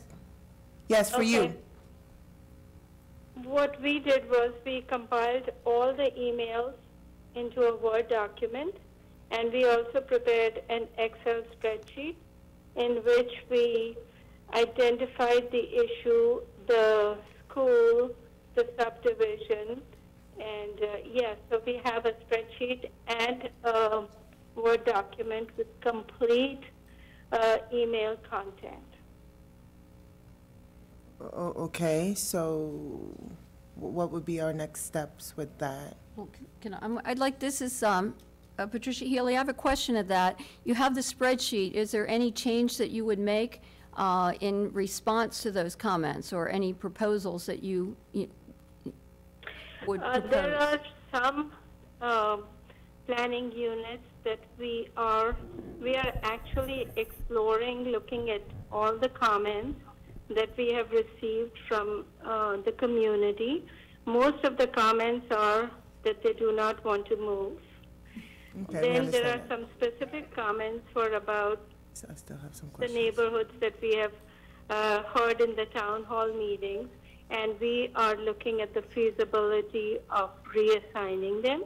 And at a glance, some of them look very reasonable, so we are evaluating their feasibility. And that's based on all the comments that have come in the email, as well as from the town hall meetings? Yes, ma'am. We have received about, I want to say around 200 emails, and we have looked at all of them, we have analyzed them, and we have read the emails to determine what the issue is. So yes, we are analyzing them. We are looking at the feasibility of reassigning whatever neighborhoods it is possible in Plan A as well as in Plan B. Okay. Ms. Okay. Young, did you want to? Yes. Preeti, I had another question. I'm not trying to talk too loud, but I want you to be able to hear my question. I wanted you to be here to show me the tool, and unfortunately you're not. So I'm not sure if this question could be answered, but this question was asked by the public. Plan A and Plan B look similar in terms of numbers, except, the area is a little larger when the redistricting was done. Where did you start? Did you start in the north or in the south and then moved around to the west? Why are they so similar? And if you start somewhere else, will it still give you the same result? Is it based off the criteria? If you change the criteria, then you will have a different output, or would that not matter? Okay, first of all, I want to say that I really wanted to be there today, but the weather did not cooperate for us. I would like to get another opportunity where I could show you the process, because I can sit here and describe it to you, but if you provide me with an opportunity to show you the tool and the process, I think it would make things more clear. And we were asked if we are available on Saturday morning, and we have said that we could be there between 9 and noon time, so we would really like that opportunity. And to answer the other part of your question, yes, we used the same redistricting criteria, and we looked at different ways so that we could provide you with the different scenarios. And the process was we started with the schools which had the highest capacity, which were over capacity. And in this case, looking at the current data, we had Winding Creek and we had Rocky Run. So we started with Winding Creek, which is currently at 96.93% capacity. And in 2019-2020, it is projected to be at 109.31%. So we started with Winding Creek, and we looked at what are the schools, neighboring schools, which school can provide relief to Winding Creek. And then we went around and we looked at each planning unit that was adjacent to the neighboring school, and that if it could provide relief. determining which planning units can be moved to which school. And we looked at program capacity of the school, the number of students in the planning unit, and then we looked at proximity to schools and then assigned the planning unit to the closest school as much as possible. We looked at neighborhoods and we looked at planning units, and we saw if any particular neighborhood was being split. And if it was split, then we looked at another planning unit so that we could keep the neighborhood together. Then we looked at street centerline files to determine if bus routing could be a potential issue.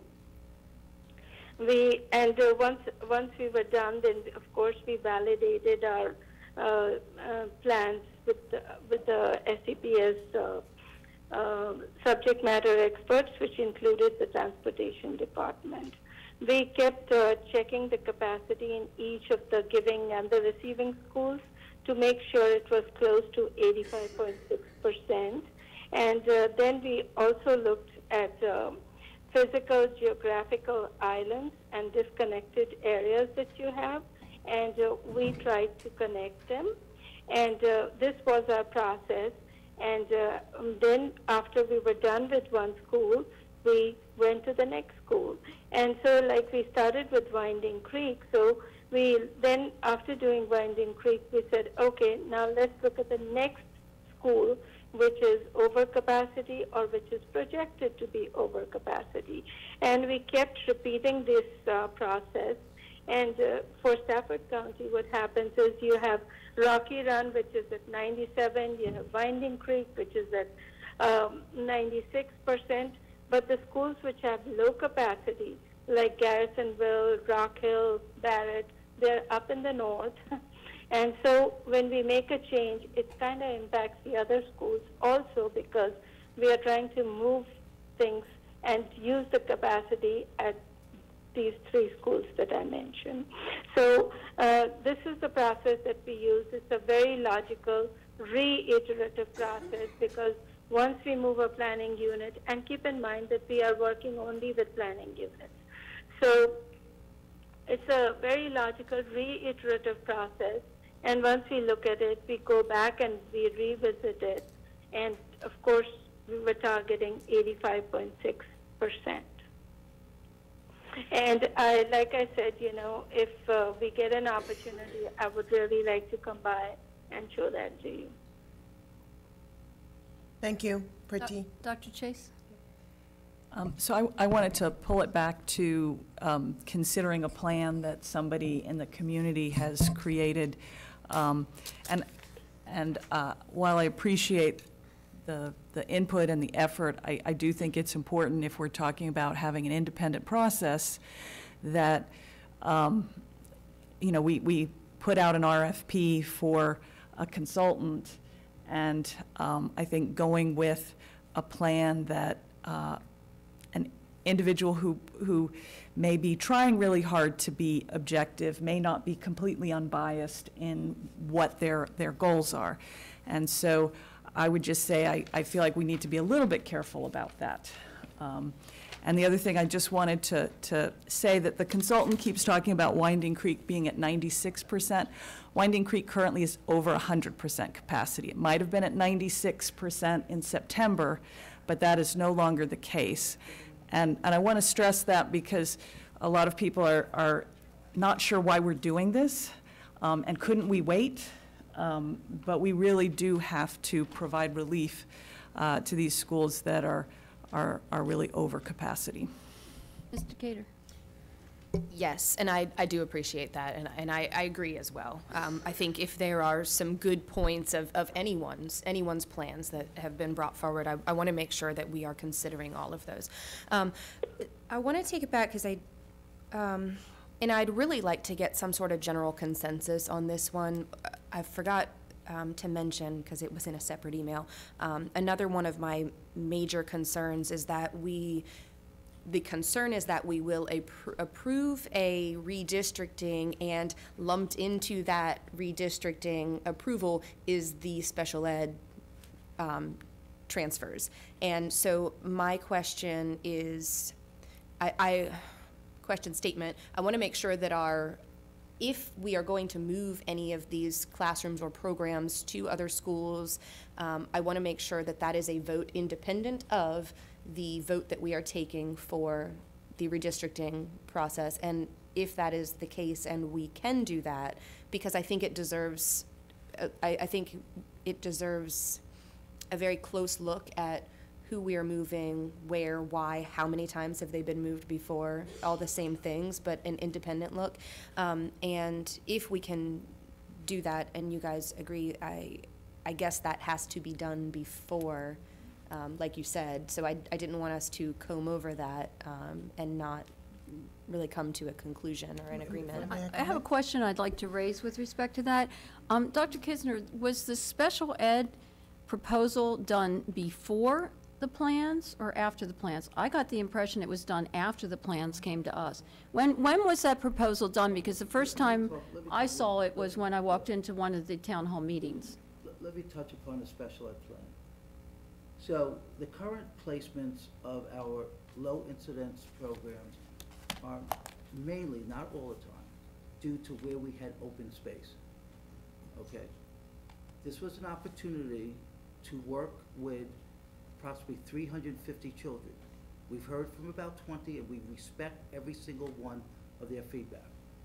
We saw an opportunity to place those programs where we thought would be the greatest benefit for the children in those current programs and looking down the road. Acknowledging that as you're experiencing with the general population, people like where they are. So we then worked with the consultants to say, this is where we believe the program, that's why A and B have the same distribution, have the same placements of the programs. So then we factored in where there would be lost capacity, because we would have a special ed room there, or greater capacity because it would be removed. Now, Wendy and I did meet this morning, not tonight, but we are prepared on Saturday to present another proposal based on the feedback.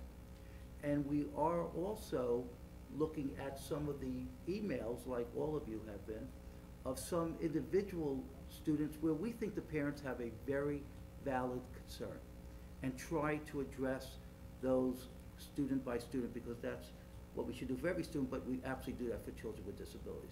So I just want to put the big picture in that this was obviously before I arrived here, but looking at past minutes and everything and documents, in many cases, I don't want to say all, where they are located now, because that was where available spaces.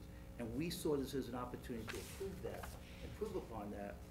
And you are correct, I'm not sure if anybody will say this, but you would be correct to say, if we just left it as it is, we could do that too. We would just have to work with the consultants to make adjustments, but we don't think that is really, if we use proximity as one of the criteria, which I would have asked you, go back to Ms. Egan's first comment.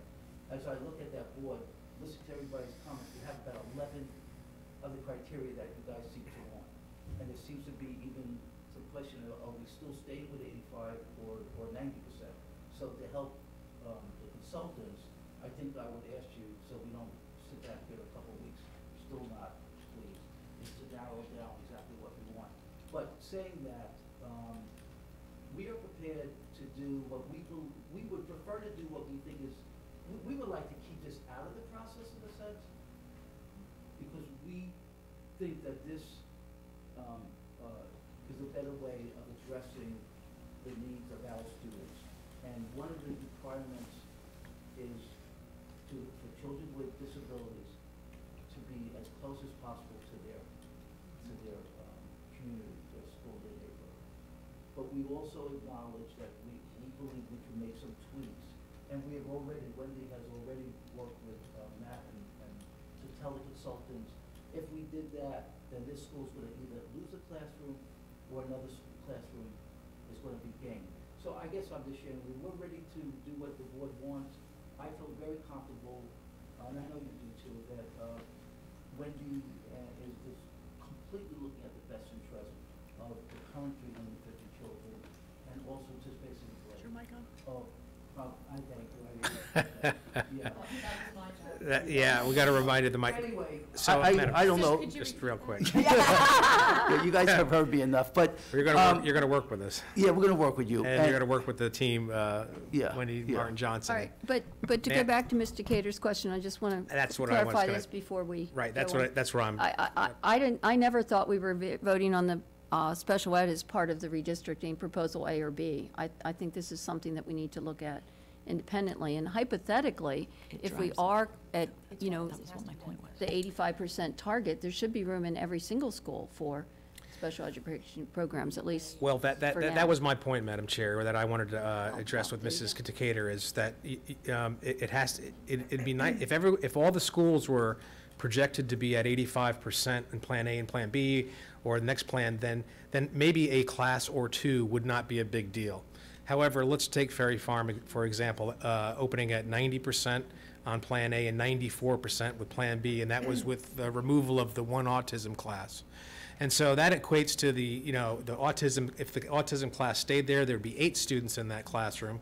But now that the autism class is removed from Ferry Farm, it's 26, and then the difference, 8 minus 26 is it. So that would actually push my percentage up in Plan A if we don't kind of address the, as part of the redistricting, okay, I guess that's my argument. If we don't address this as part of the redistricting, we're not going to have accurate percentage numbers to actually say, hey, so, I mean, would 95% be okay? It is embedded in the numbers that you have. I guess it has been factored, so.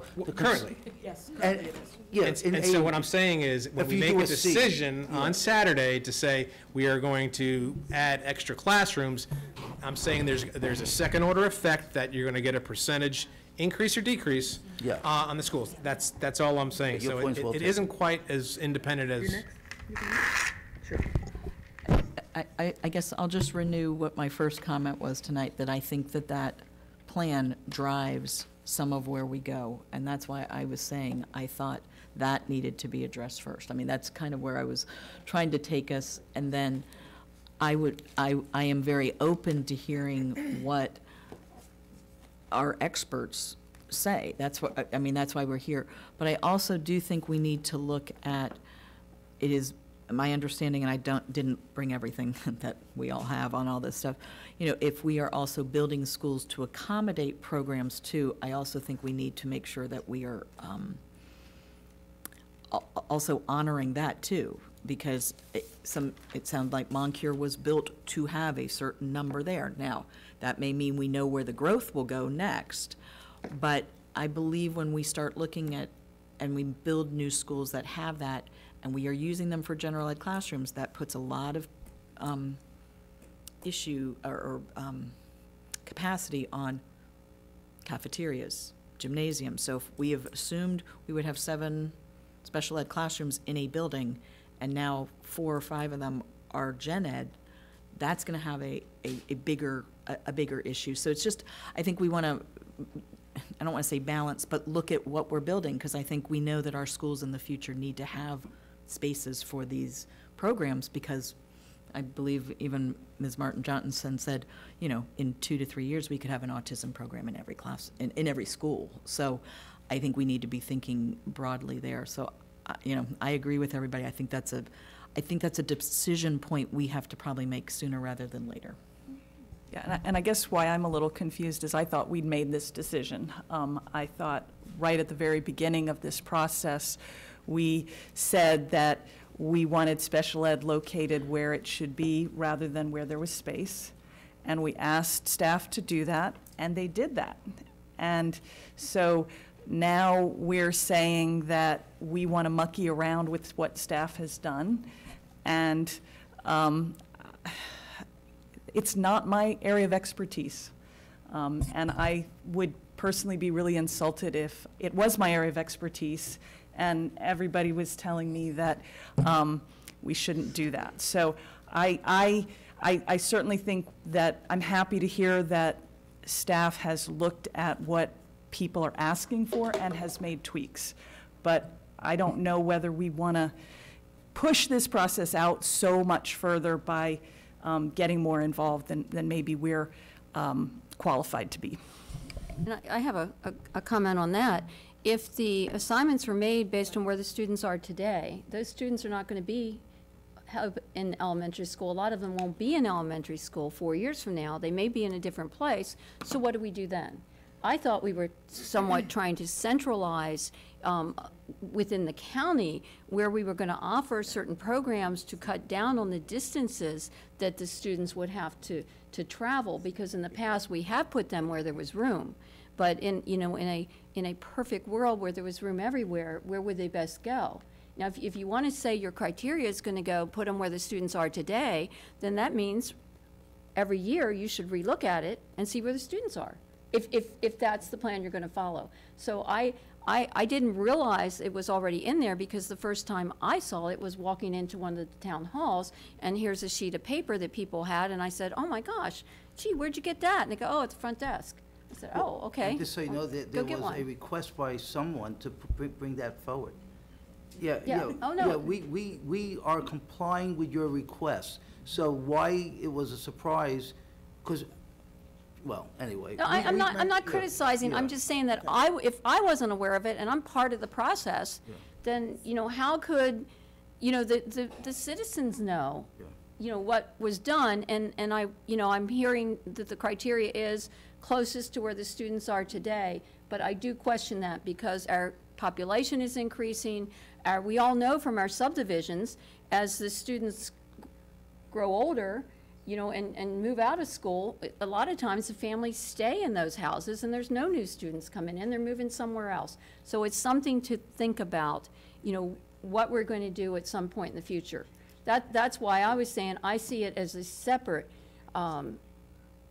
vote, so to speak, because I don't want to tie in this special education, which, if we go back to December, I remember saying this is really important. And to a certain extent, I know redistricting is hard on everybody, but on the special ed students and their families, it is even more taxing and challenging. And I know you know this, transportation is part of their special ed services, so we could transport children completely different than we do for the general ed population. Yeah. Well, anyway, I think we need to get some consensus, as Ms. Decatur has asked.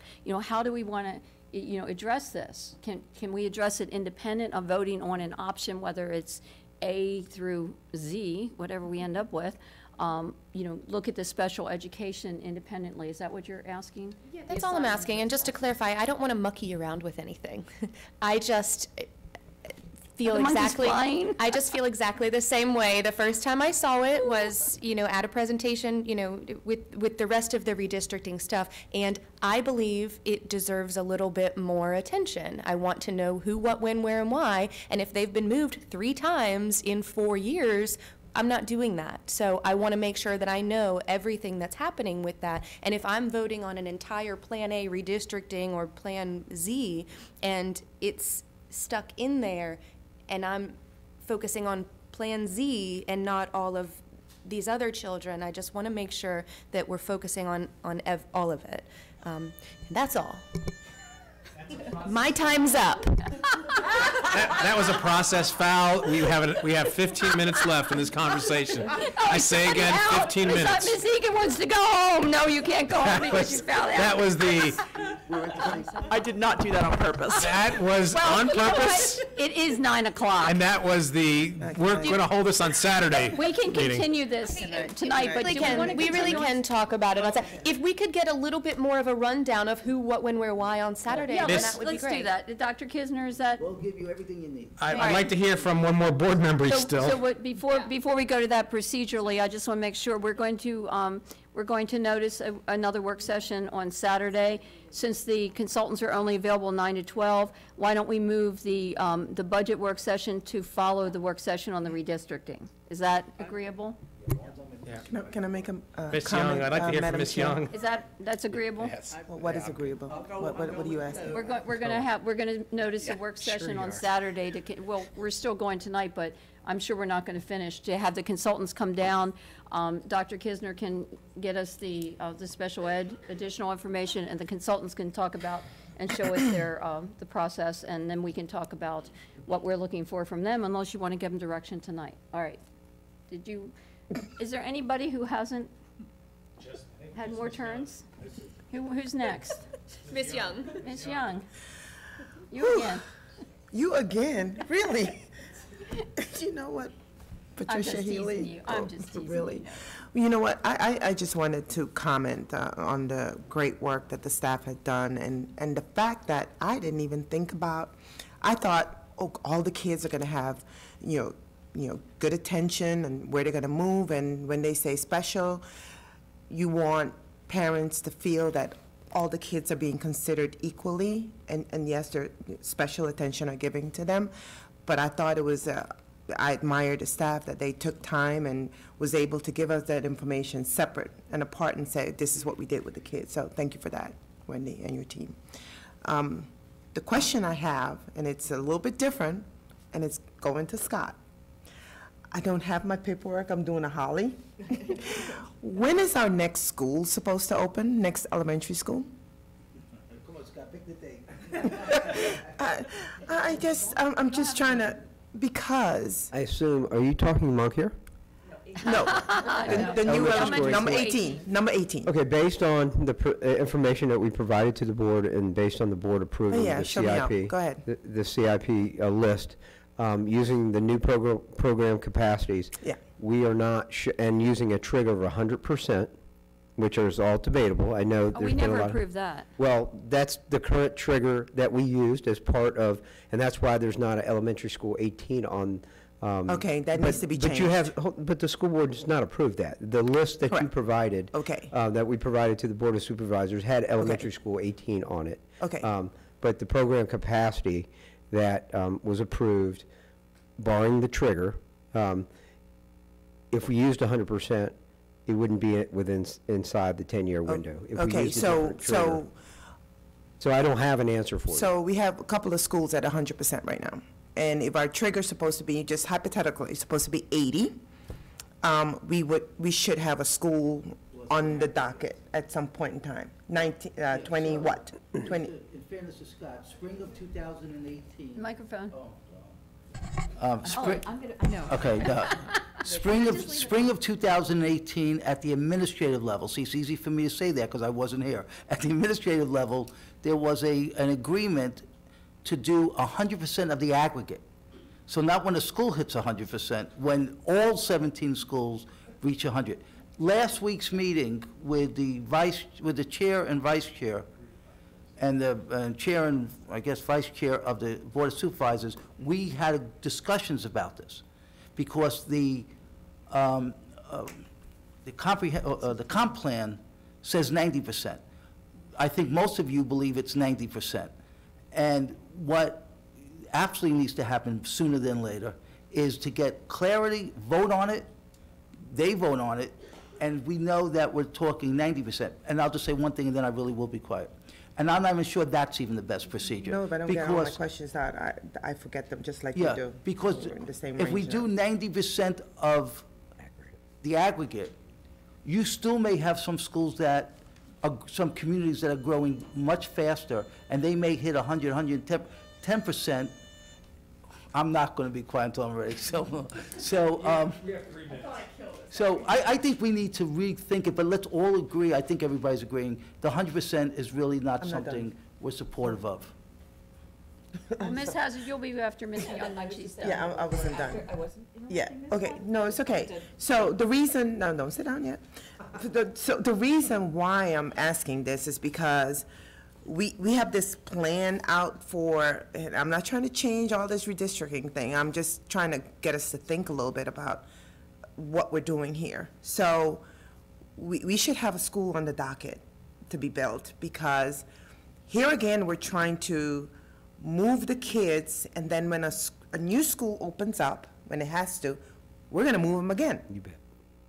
And so I'm thinking what we should be looking at is having that school, knowing which kids are supposed to be in that new school, and making sure that we're not moving them. And if that area where they're living in is going to be overcrowded, maybe this is where we need to get our little trailers or something like that to make sure that they're there in that area. When when the new school opens up, they will be right there. They're still in the neighborhood, and it's not a big movement, because to me, right now, there are too many kids moving, and they will have to move again. And this is not what we want if we're looking at the list of walking distance, feeder pattern, contiguous attendance areas, and socioeconomic characteristics of school populations. That's all.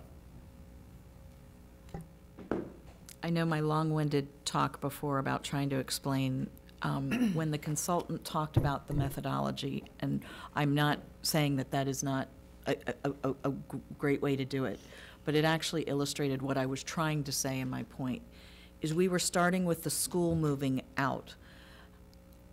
Is there a way that we can look at, we start with each of the schools and say, within some distance, let's make sure all the walking zones go to that school, and you start there with each of the schools, understanding that we have some schools that are at 100%, but there are still going to be schools, I mean, I know, I'm just going to use Hartwood. There is not a way that a person at the Fauquier line should be sent to Falmouth or pick somewhere else.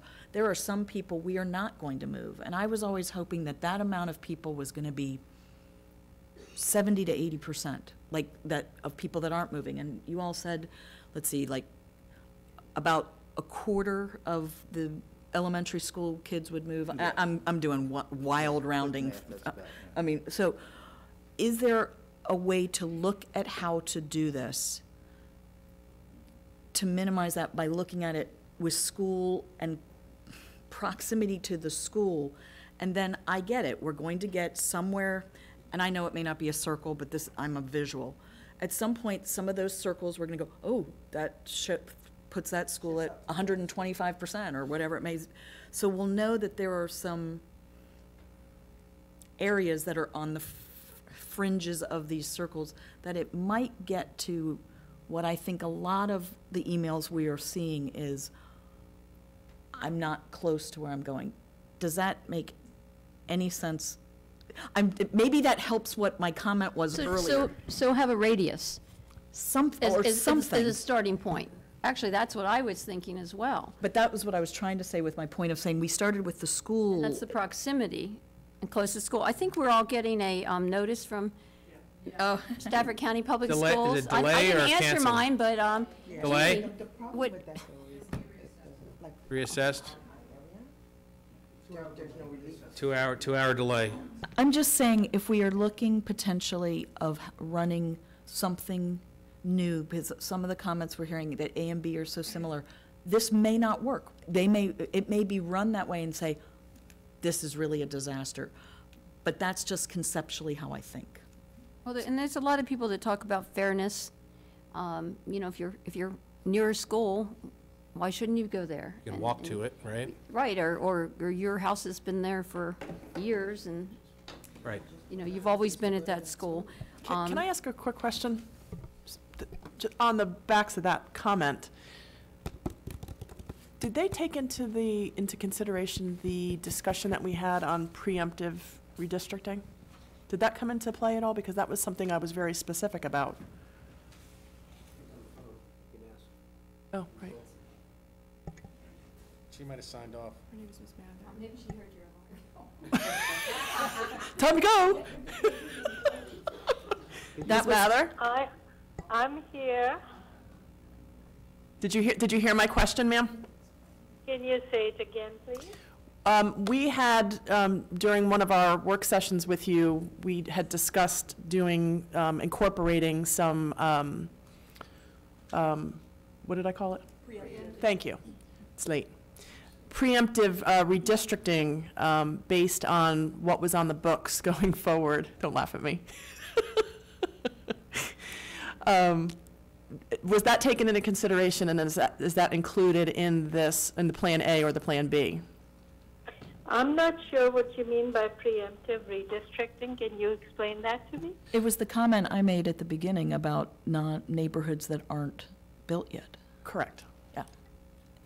Yeah, how are you reallocating some of the expected people, kids, coming into the schools in the near years? We are just looking at the projection data. And the projection data are you talking about new subdivision? Correct. Okay. That is incorporated in the projection. Couldn't we minimize the number of kids we move if we do more of the preemptive? Meaning just move who we have now and then worry about, you know, the 2,000 apartments that are going in and Celebrate or whatever it was. Looking at where we're going to have space and then reallocating those, you know, the soon-to-be kids, kind of like what we did with Embry Mill at the last redistricting. Okay. Right now we are looking at the fourth year. What we could do is, or what could happen is, it's a suggestion that we could look at the nearer years, like just 2 years out. So that would exclude those kids, which would probably apartments being built in like 3 years, 4 years. So that way those kids could be eliminated, not taken into consideration. Yeah, that's not I think really what I had in mind. I think if you all would take into account the things that I asked on the neighborhood names, if you don't have them, Jeff Harvey has them, of what's out there, and we can put them in the APUs, and I think that's the simplest way for us, the board, to deal with it. I just wanted to... Yeah, I mean, if there is data that would support it, I'm happy to use it. If I could just clarify, we do have all approved subdivisions as of September of every year incorporated in the projections. As far as the preemptive redistricting, that gets a little tricky because every new proposed or every approved development, as soon as it's approved, doesn't get its own planning unit assigned to it because there may be a 100-acre farm where we're going to have 100 houses come in, but right now it's one house. So therefore that planning unit is not currently statistically significant to run projections on now. So ultimately what happens down the line when it becomes more dense, then it gets split off. But now, more than likely, most subdivisions are part of a different or an existing planning unit with existing houses tied into it as well. I think we need to talk about this a little bit more on Saturday. There are several that will fix some problems. I can name them, but I won't do it tonight. Well, be ready on Saturday. Yeah.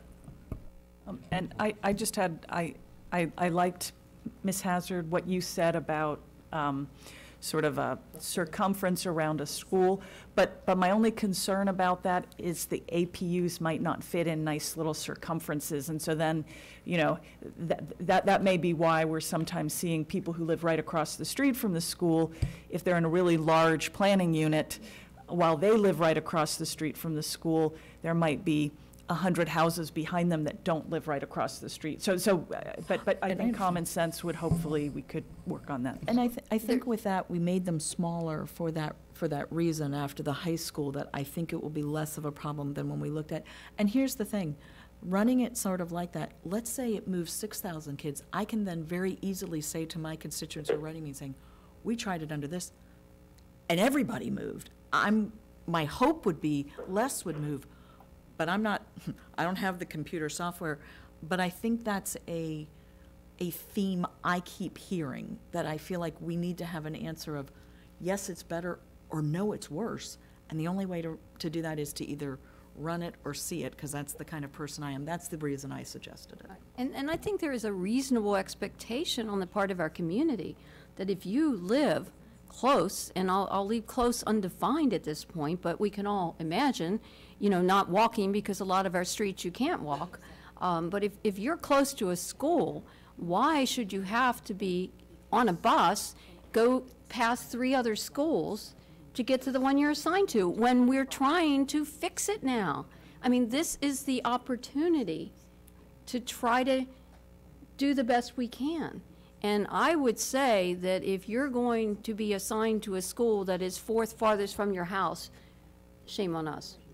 And just, you know, the example that you gave is a good example, but that doesn't apply to the instance I was talking to, because the particular subdivision that is right across the street has 25 homes in it, and a lot less than that children. So it's the common sense, and I will, you know, give the consultants the, you know, the benefit here of the doubt that they weren't trying to create these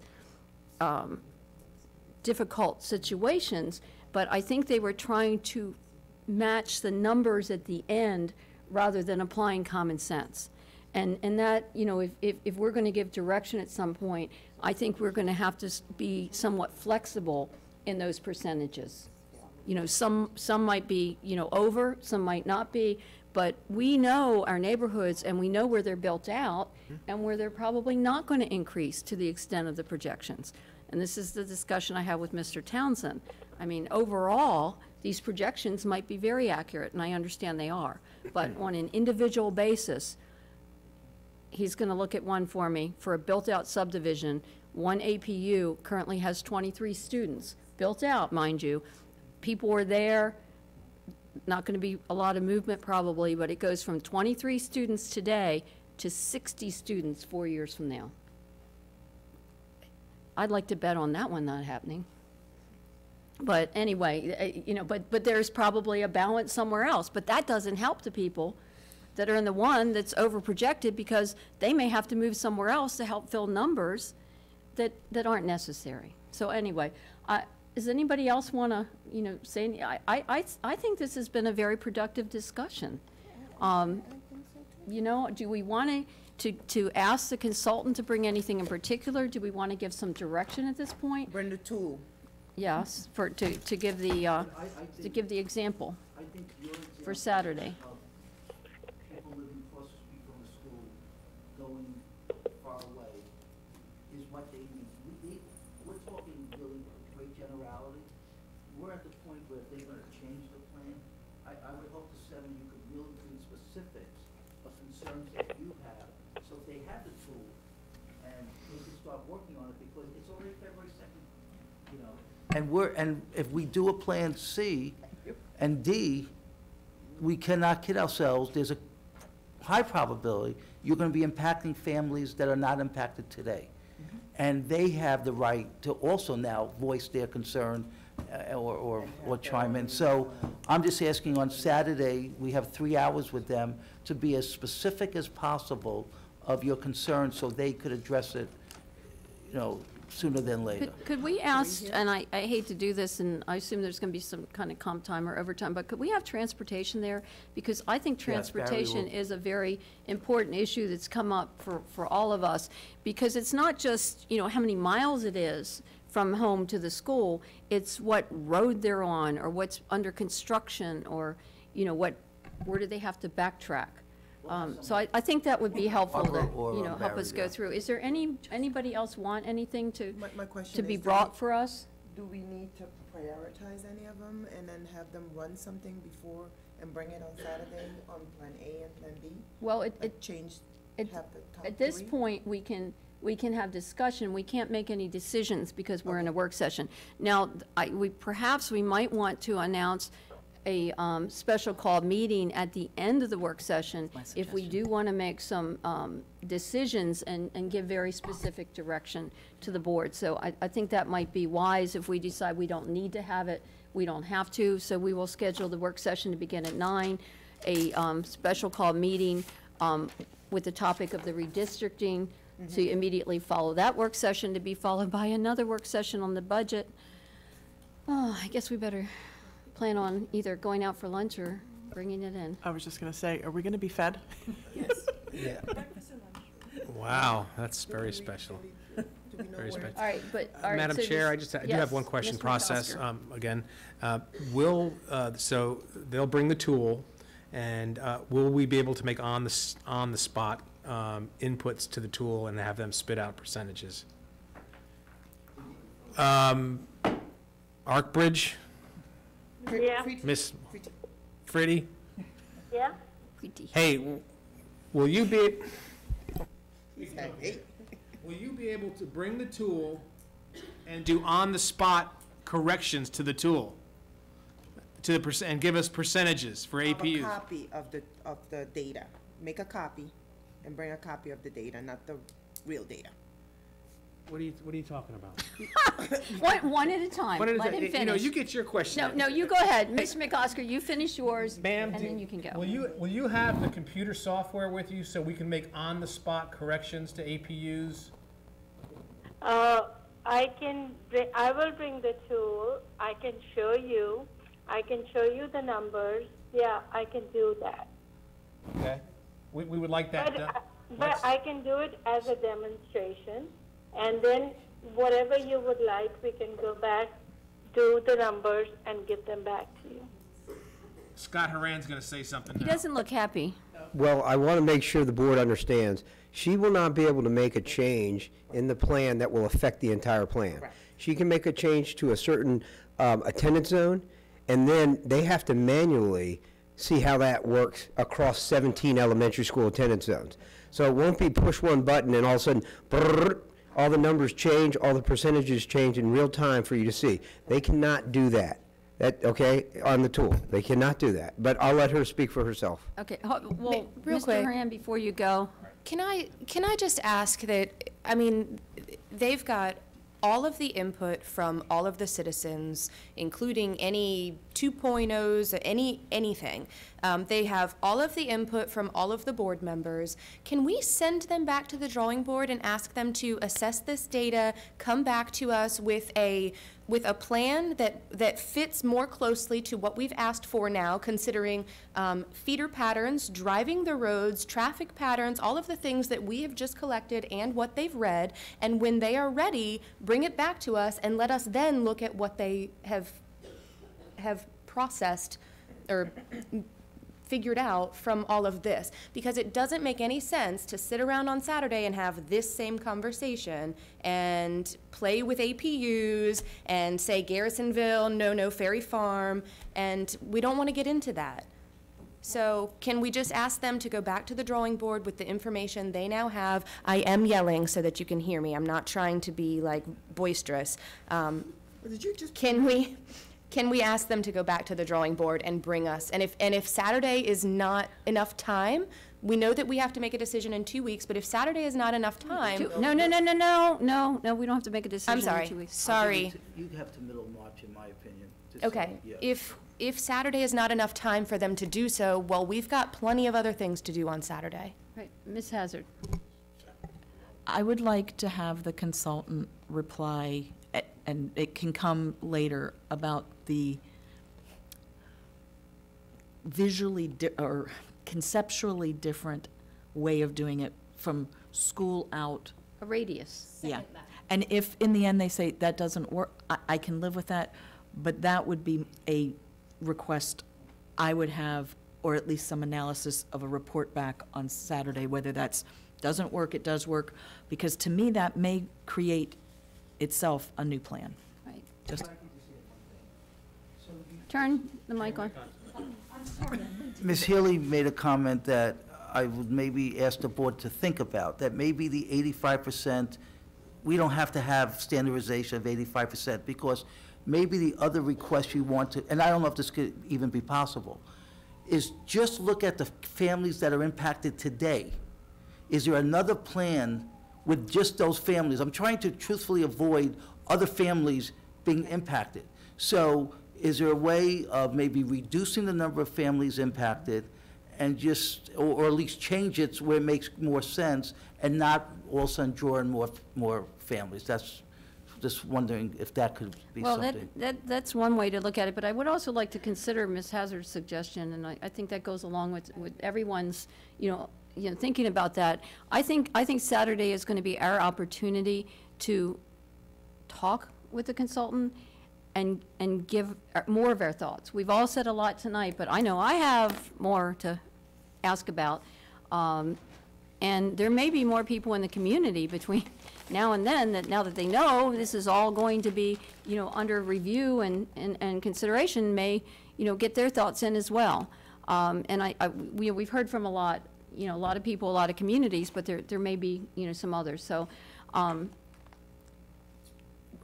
if we come Saturday, the consultant's going to be prepared to give us feedback. We can give more thoughts, and then we can, you know, talk about where we want to go to proceed. But if there is a possibility, Arkbridge, that you can look at what Ms. Hazard's, you know, discussing, and I don't, is there any objection on the board to that? To starting at a school and, you know, going out Did you ask if in a it's radius? doable, or like Well, anything Matt? is No, doable. when I say doable in terms of time, effort, Matt and Scott. Matt and Scott aren't doing this. This is what we Oh, I have understand. engaged No, the but- consultant to do. No. What I I'm would, saying I would is- say if you're asking Arkbridge to do that, give them some criteria as to a radius, because we know we can't change the geographic location of our schools. Some schools are very close to each other, and some are not. And so in some of the dense areas, up around Park Ridge, Hampton Oaks, Conway, Grafton, those close schools are very close. So if you say a mile radius, you know, to start with, and use that, some are gonna overlap if you're kind of looking at it from a visual. So I would say if you're gonna ask them to try to do a product for Saturday under those kind of criteria, let's give them a few more things to build on. Well, I think they need to come to us, because exactly as you said, you know, where there's dense schools, the radius is going to be smaller. Where a school is more isolated, the radius is going to be But bigger. that's why I'm saying, if you are expecting them to bring something on Saturday, you're sending them with homework, they don't have anything to go on. So they. Common sense. They're, At least, we have given the concept, in my opinion, and I will await if they say, I want more guidance from it, but at least it gives, I believe, the consultant something to think about until we get back on Saturday. And if they say, gosh, this makes sense, we could run it, and if they have more questions for us, it's a perfect time for us to dialogue. I second that. Budget, okay, are we adjourned? yes. All right. Any objections to adjourning? We're done. Good night, Ms. Mather. Good night.